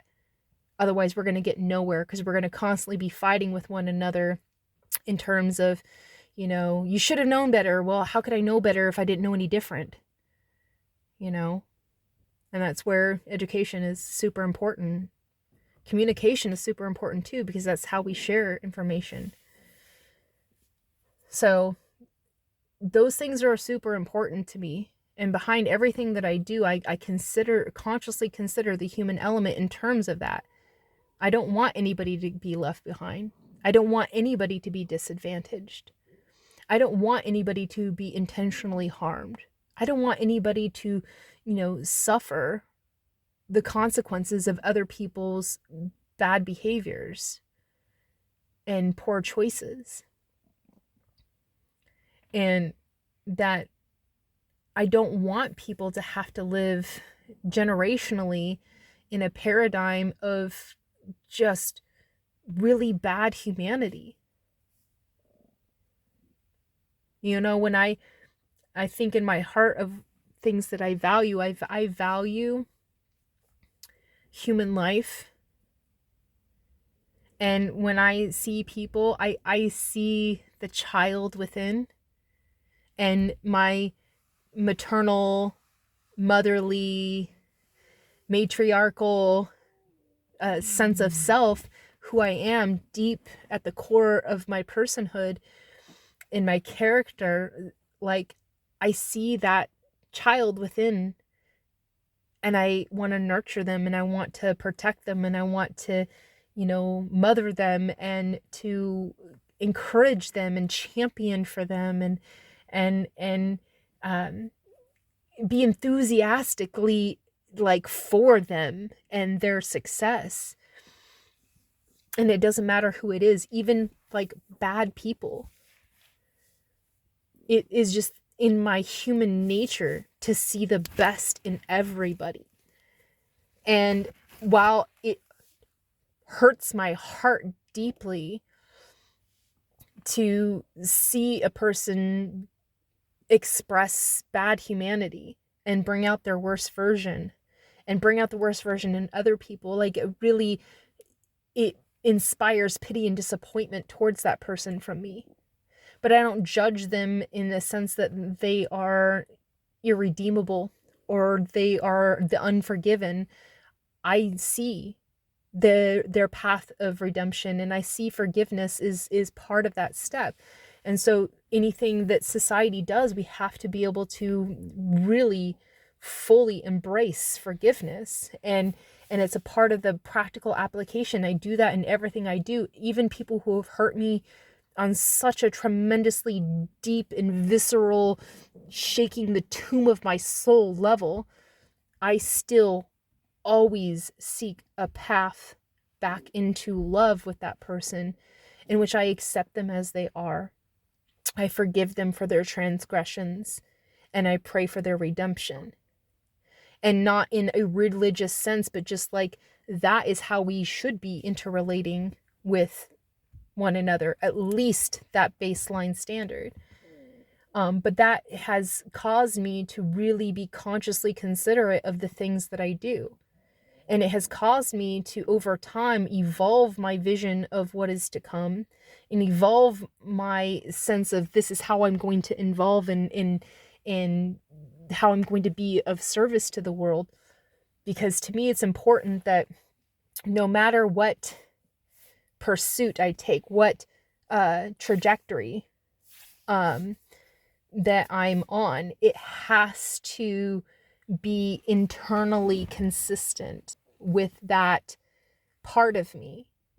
And if I see a continuum that is involving with many bad actors with nefarious intent who choose to not take the path of self-correction and redemption, and that they will intentionally cause harm to people, irrevocable harm, and it will violate the personhood of individuals, strip them of their personal sovereignty and dominion, and then wreak havoc and cause harm to innocence, I cannot involve myself with that trajectory. No matter how much I've invested time, effort, and energy to build along that continuum and to anticipate what is to come along that continuum, so that I can build out in a sequential pattern of progressive development that has the surest chance of success.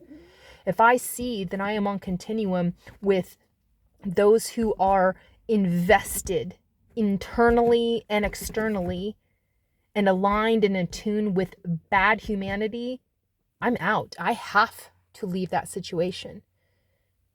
And it takes time, effort, and energy, and intention and purpose to diverge from their continuum and build out a distance and secure boundaries. But again, to my personhood, important that I find my way back into love, acceptance, appreciation, forgiveness, and prayer for their redemption, though I can't be in alignment with them anymore. But to me, the hope is not to force them to change, force them to stop, force them to not be that way anymore, because my time and effort and energy is better spent than wasting it on trying to convince people how wrong they are. To me, it's far more important to model the best way, what is just, right, reasonable, and fair. What is the right thing at the right time in the right way. And to show people that through model and example, and to build that out in a way that people can involve themselves with and naturally be attracted to, that takes them away from the continuum of bad outcomes and bad consequences. And there's some things that are just so beyond reaching certain people because they're so involved and invested in the paradigms that they have constructed over time that are reinforcing this space of they're doing the right thing, despite all of the bad things that are going to befall humanity because of their poor choices. And not necessarily that the vision that they started with was wrong, but their way of doing it, the way you do anything is the way you do everything, and how you do anything matters. And their how has evolved into a negative way, and they're so invested in it that they can't reverse trajectory because it's a runaway train. But it's a runaway train of destruction, and they don't care the fact that it's going to crash and burn and cause a lot of destruction, chaos, and mayhem. Because they just figure they'll pick up the pieces and keep on trudging along in that way because they're fully invested in that. And they're so involved in it that they can't see any other way of being. And no amount of truth or reason or negative consequences or negative sanctioning is going to change that. The only thing that's going to stop it is by creating a system that takes away the investment of time, effort, and energy from that and moves it into a different paradigm. And I know that, and I realize that, and so that's where I focus my time, effort, and energy into, is to doing that. Because it's not being combative, it's not even being competitive, it's being compassionate to their starting point and being sympathetic to it and understanding like it's going to be a really hard path to redemption for them.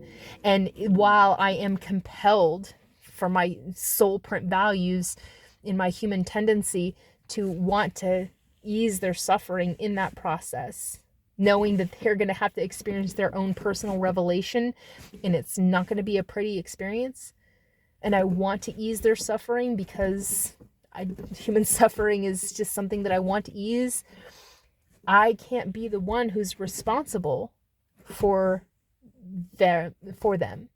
They have to take their own responsibility and extreme ownership of their own life. And I just make sure in my models of what I create safe space for them to be welcomed into as well, in a non-judgmental way. And it's really important for me to build out those types of systems because I see that in everybody, that need for that welcoming in a non-judgmental way, respecting everybody's starting point as being different,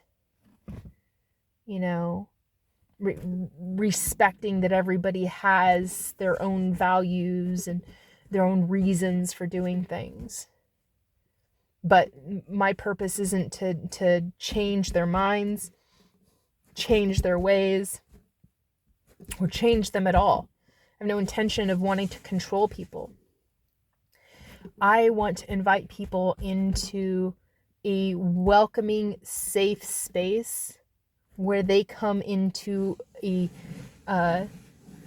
self-responsibility and self-control that conforms to a better way of life that is non-harmful, that is on a positive continuum and trajectory.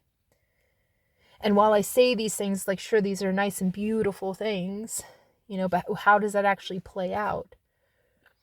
Well, it's that simple understanding of that human element and how that can be built into the constructs of the things that we build and the things that we create. It's a pattern in the fabric of the universe, and just like evolution from the Big Bang and on, there's this consistent pattern, a rhythm to things that everything falls naturally in alignment and attunement with, and all we have to do is become, in some sense, consciously aware. Even if we're not totally conscious of everything, we have to just know that it's there, recognize that it's there, and be welcomed into the situation of aligning and attuning with that.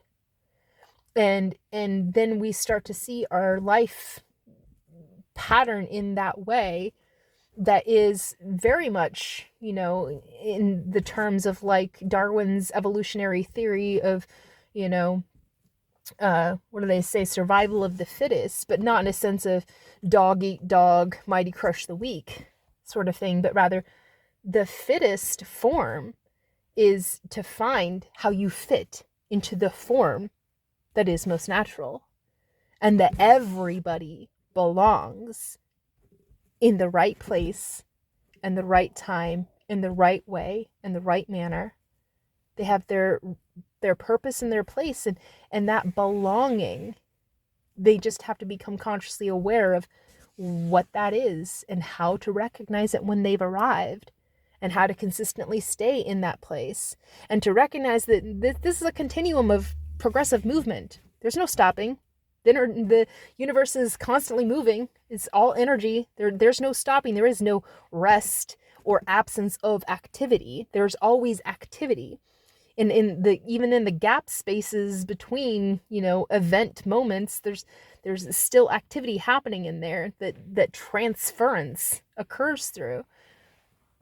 And that, even in itself, is pattern. It's just like in the sense of music. The actual music is not in the sound and, the note between note. It's the space between, the silence between the sounds is what makes the music.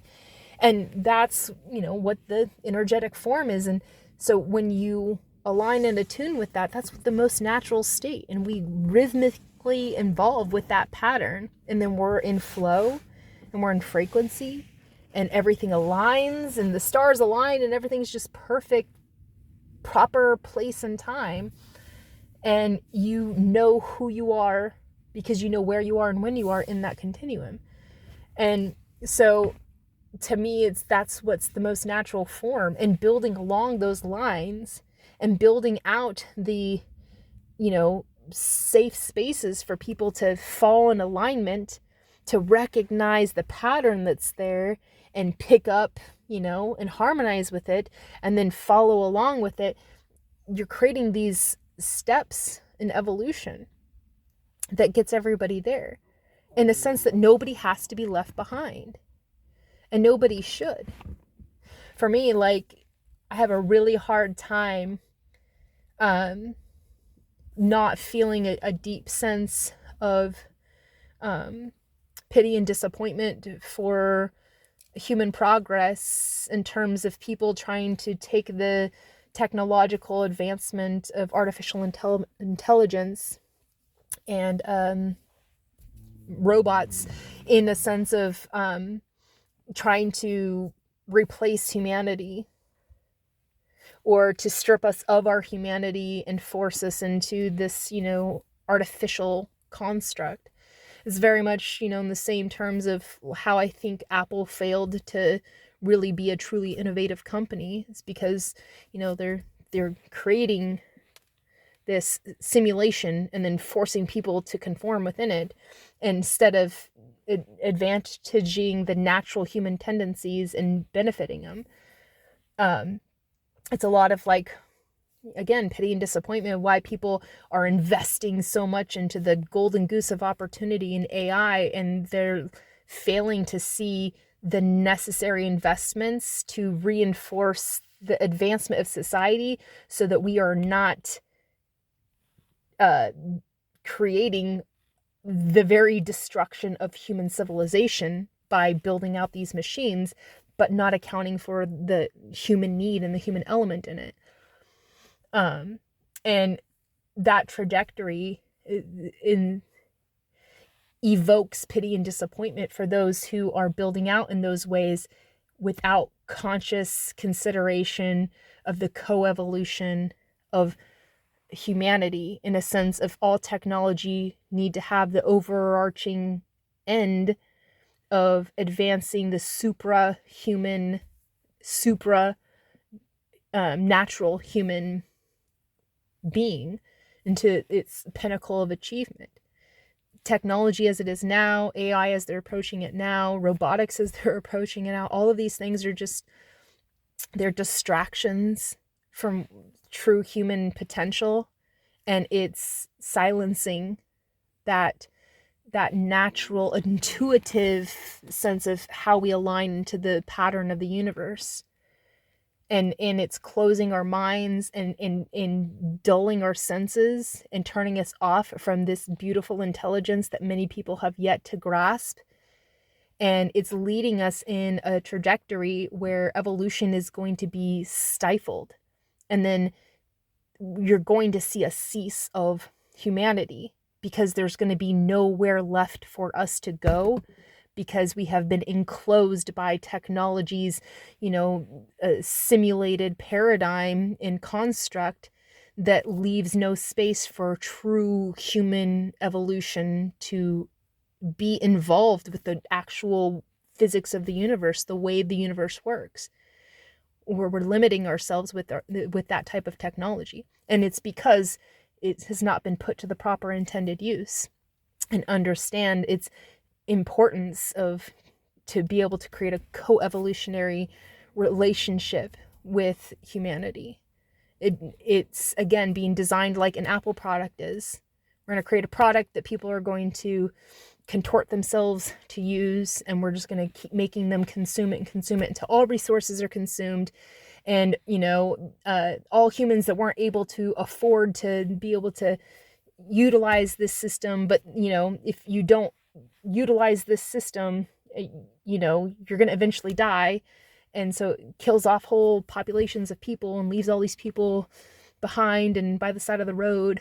And then humanity can't care about those people and can't, take time, effort, and energy to help support them, because they're too busy being involved in this, rat race that they have to keep up with, because, they don't want to fall behind themselves. And that's the path that we're on right now. And it's just a really bad place. And it doesn't give the due respect of human life and consciousness. It's a spiraling,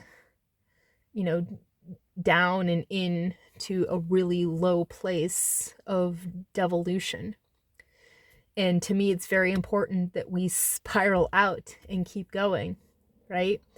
In the most positive, ascending, supranatural human evolution.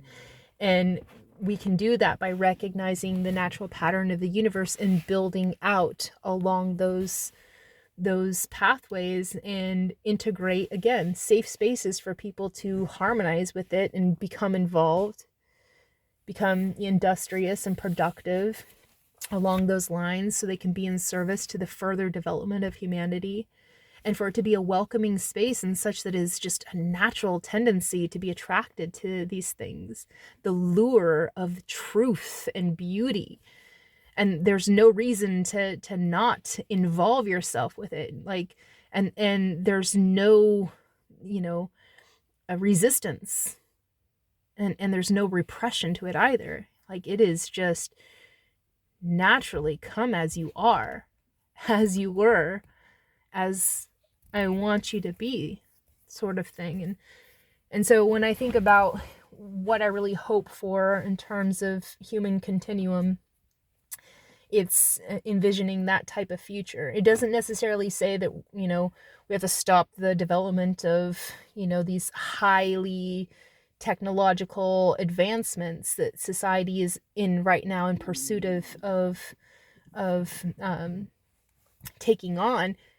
It's just, it needs to be put to its proper intended use, and that we need to put people at the core, not profits. And we have to have the right incentives and really bring forth the value of recognizing our purpose and our place. And so creating safe life spaces and promoting the livability of cities is very much about being involved in the continuum of human progress in a positive evolutionary way. And I'm consciously consider how to do that. And the path by which I have seen this being able to unfold, the potential that is there that can unfold, has changed trajectory multiple times to be in alignment with that which I see has the best potential to result in good outcomes. And I've had to test that over the years and to constantly be learning and understanding and using my unique perspective to see what is actually there. And like stepping away from futures that I had built out for a very long time, and kind of dismantling my work, and kind of like having to take it and repurpose it, and to no longer align with certain metric values and stuff because of the approach that I was taking. I saw it as too many bad actors with nefarious intent whom had no sense of self-control or a responsibility and awareness of the alignment and attunement and the attitude and direction of their heart, that would be building out in that direction. Like,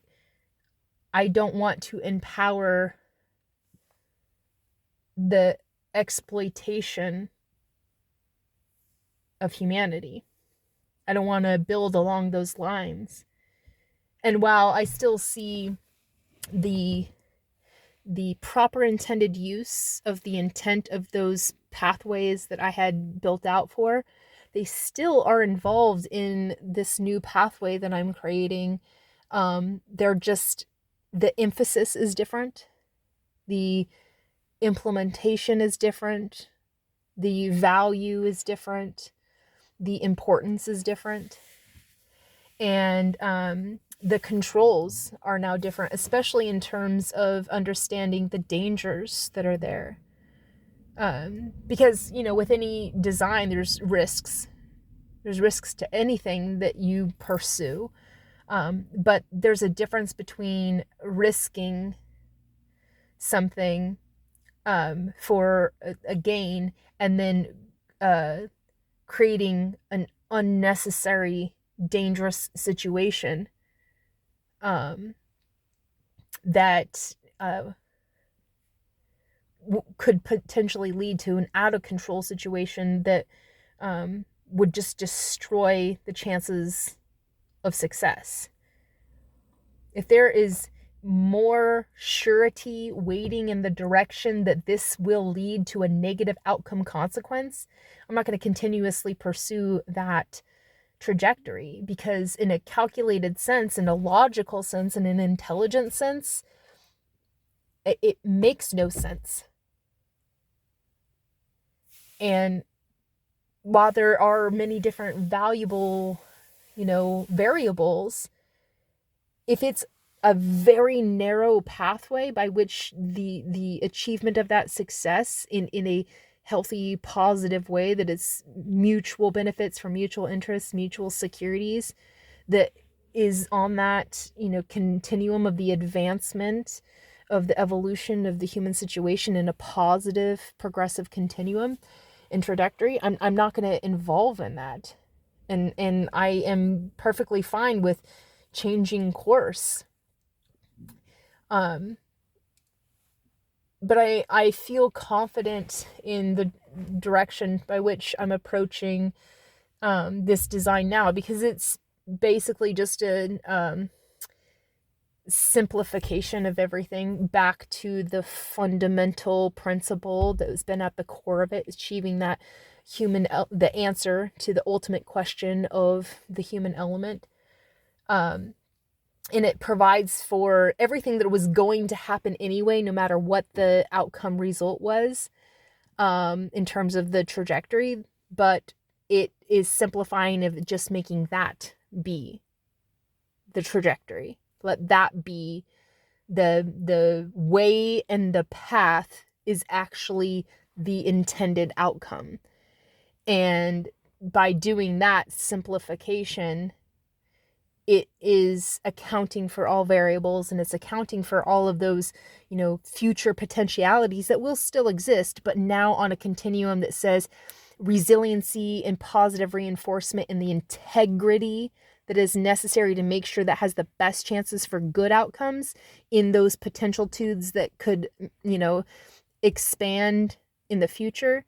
They are integrity bound by this shore up of the weaknesses in human progress, that are achieved by this ultimate goal in terms of what I'm working towards. So really, it's not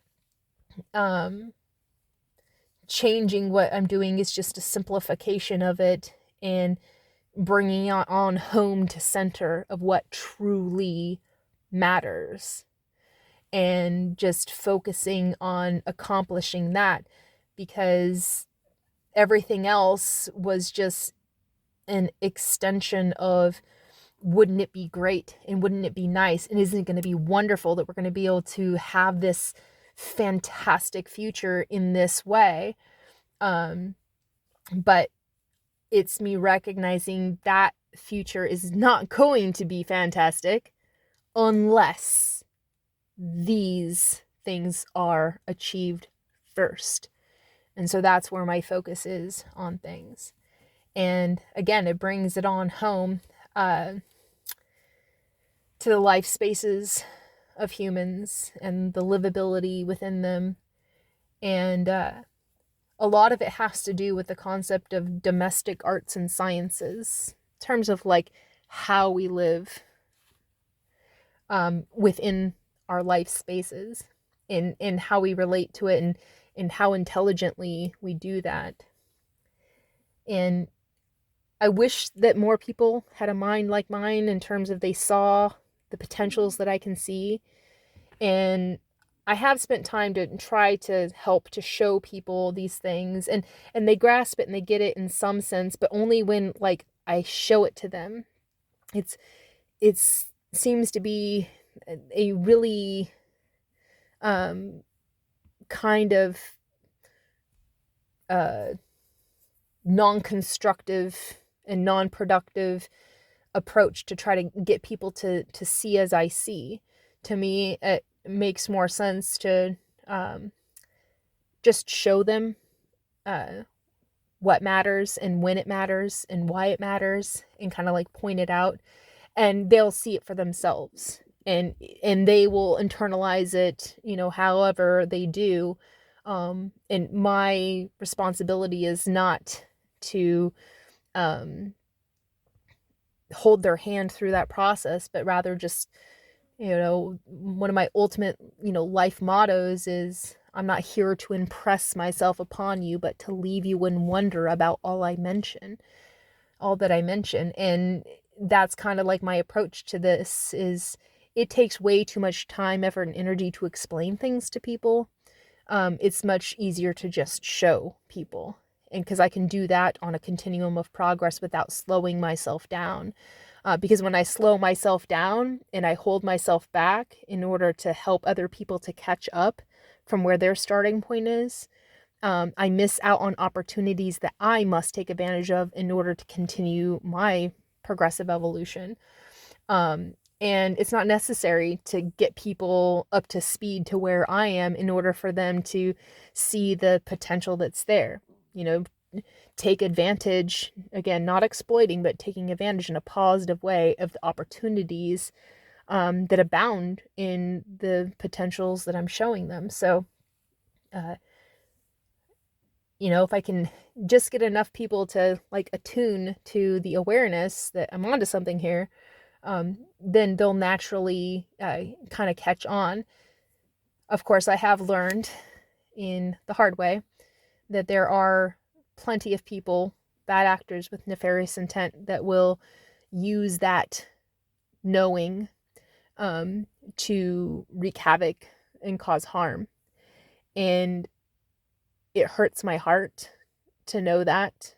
And it has been a difficult thing to accept, But I recognize that that is part of the human experience right now. And it's going to continue to be that way until things change in a fundamental way. And while I am on continuum to build out for that future, we're not there yet. And so I do my best to reinforce the resiliency necessary in me to not fall to pieces when I watch things fall apart and for innocence to be violated in society.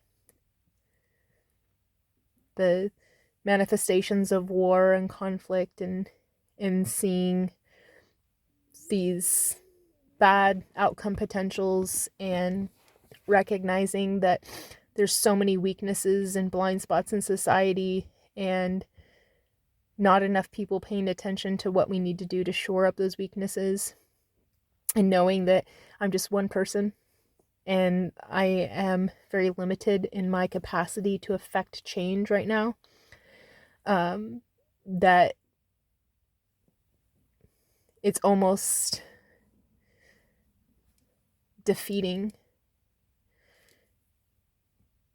to feel powerless against these variables. But, you know, I have learned through my process of seeing these things, you know, come to fruition, that what's the serenity prayer? I accept the things that I cannot change, and the courage to know the difference, or something like that. I don't remember it exactly off the top of my head, but it's essentially just knowing there's some things within my control and some things outside of my control, and that I have to know what the difference is and focus on the things that I can control. And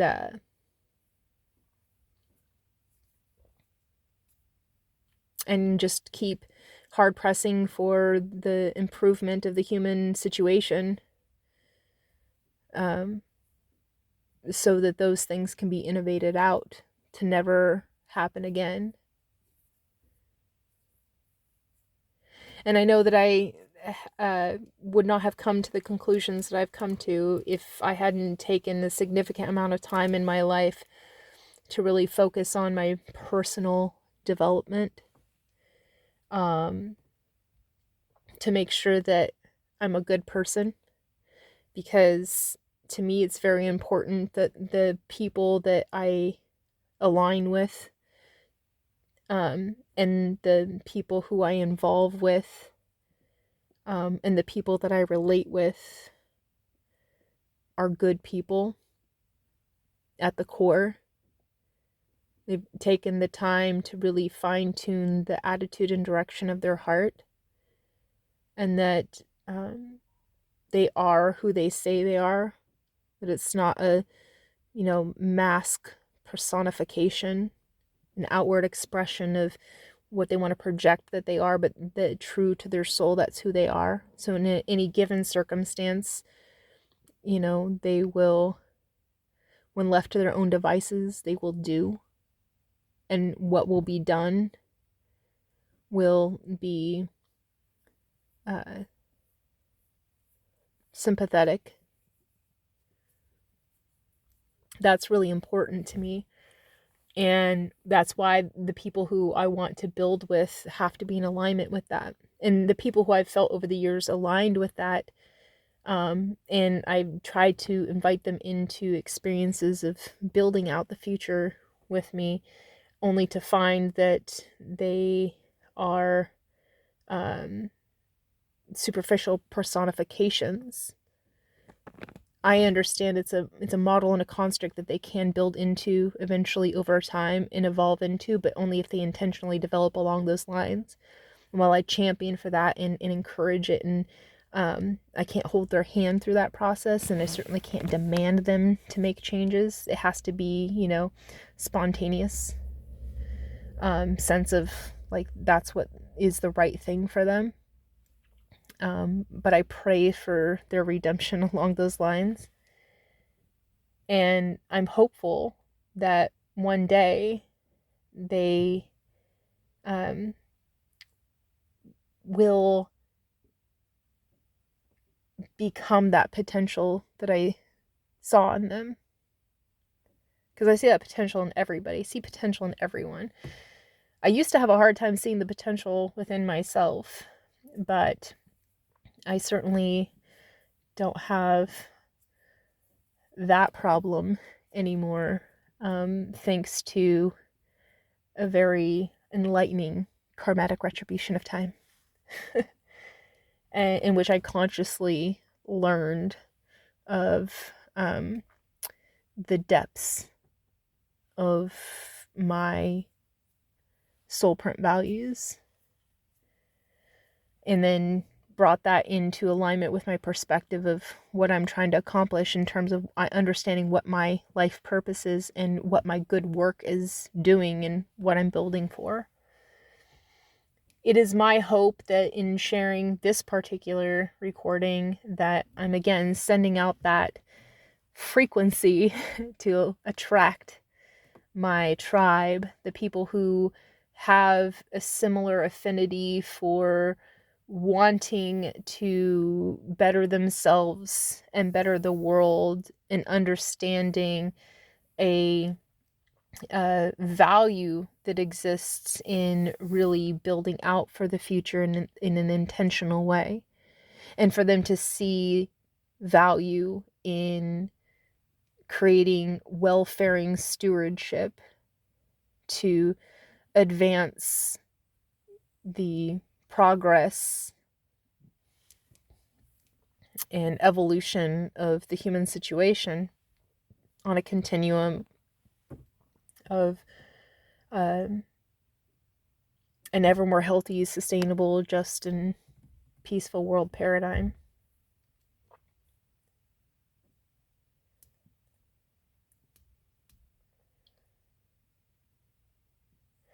I know that not a lot of people think about cities as being an innovation, but I really hope that people can see the potential in taking that type of approach. That is certainly, something I'm building out. It's not the thing, but it is an aspect of it that I'm looking forward to. I get excited when I think about that, and I'm inspired when I see how cities are failing to live up to the livability. I get excited about all of the potential for solving for that problem.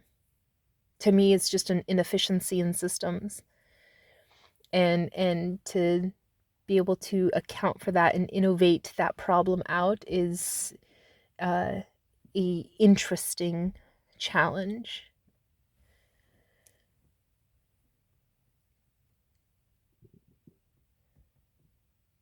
So with that, I'm really grateful for your valuable time and attention, and I look forward to expounding upon this concept further in a more intentional and detailed way.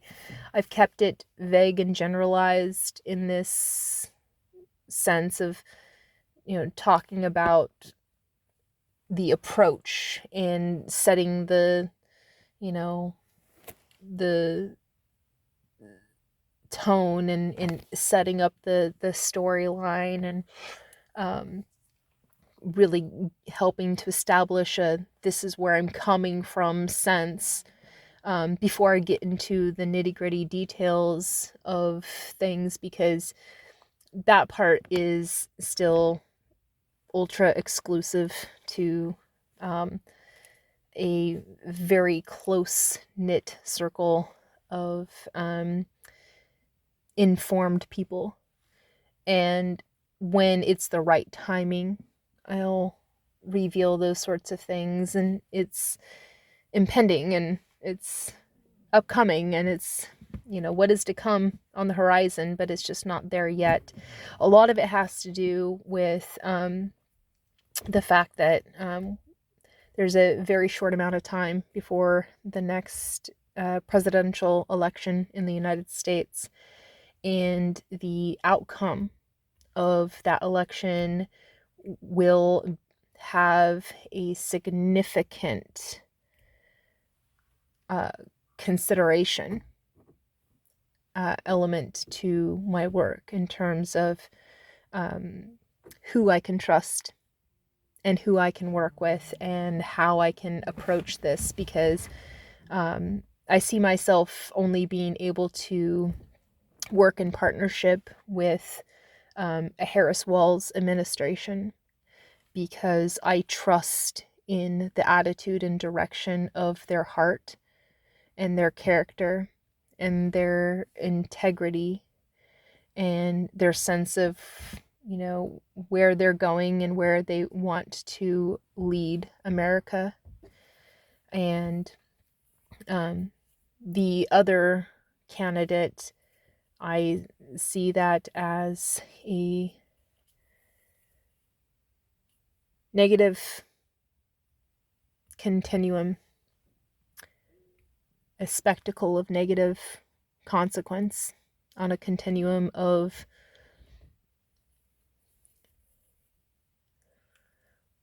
really terrifying places. And not even just in the sense of the fear-mongering that they create, like the paradigm that they create to try to fear people into voting for them, but the actual continuum of outcomes that will result from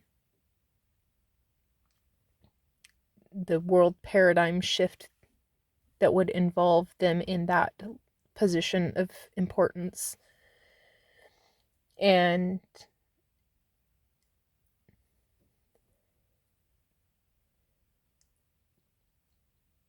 I hope for the good humanity to be realized in every person when they go to vote.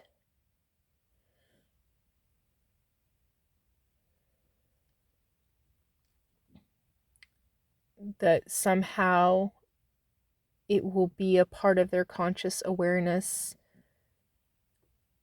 of the dangers of voting for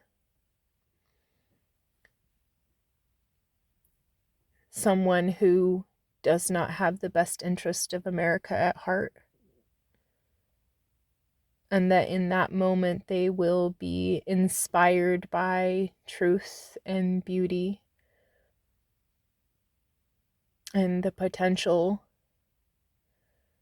of love and light to overcome darkness, and vote for the Harris Walz ticket.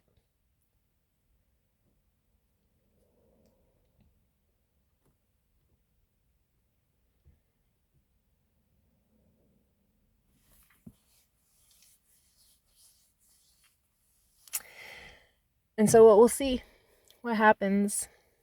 Regardless, I'm going to continue to pursue my work because it is good work.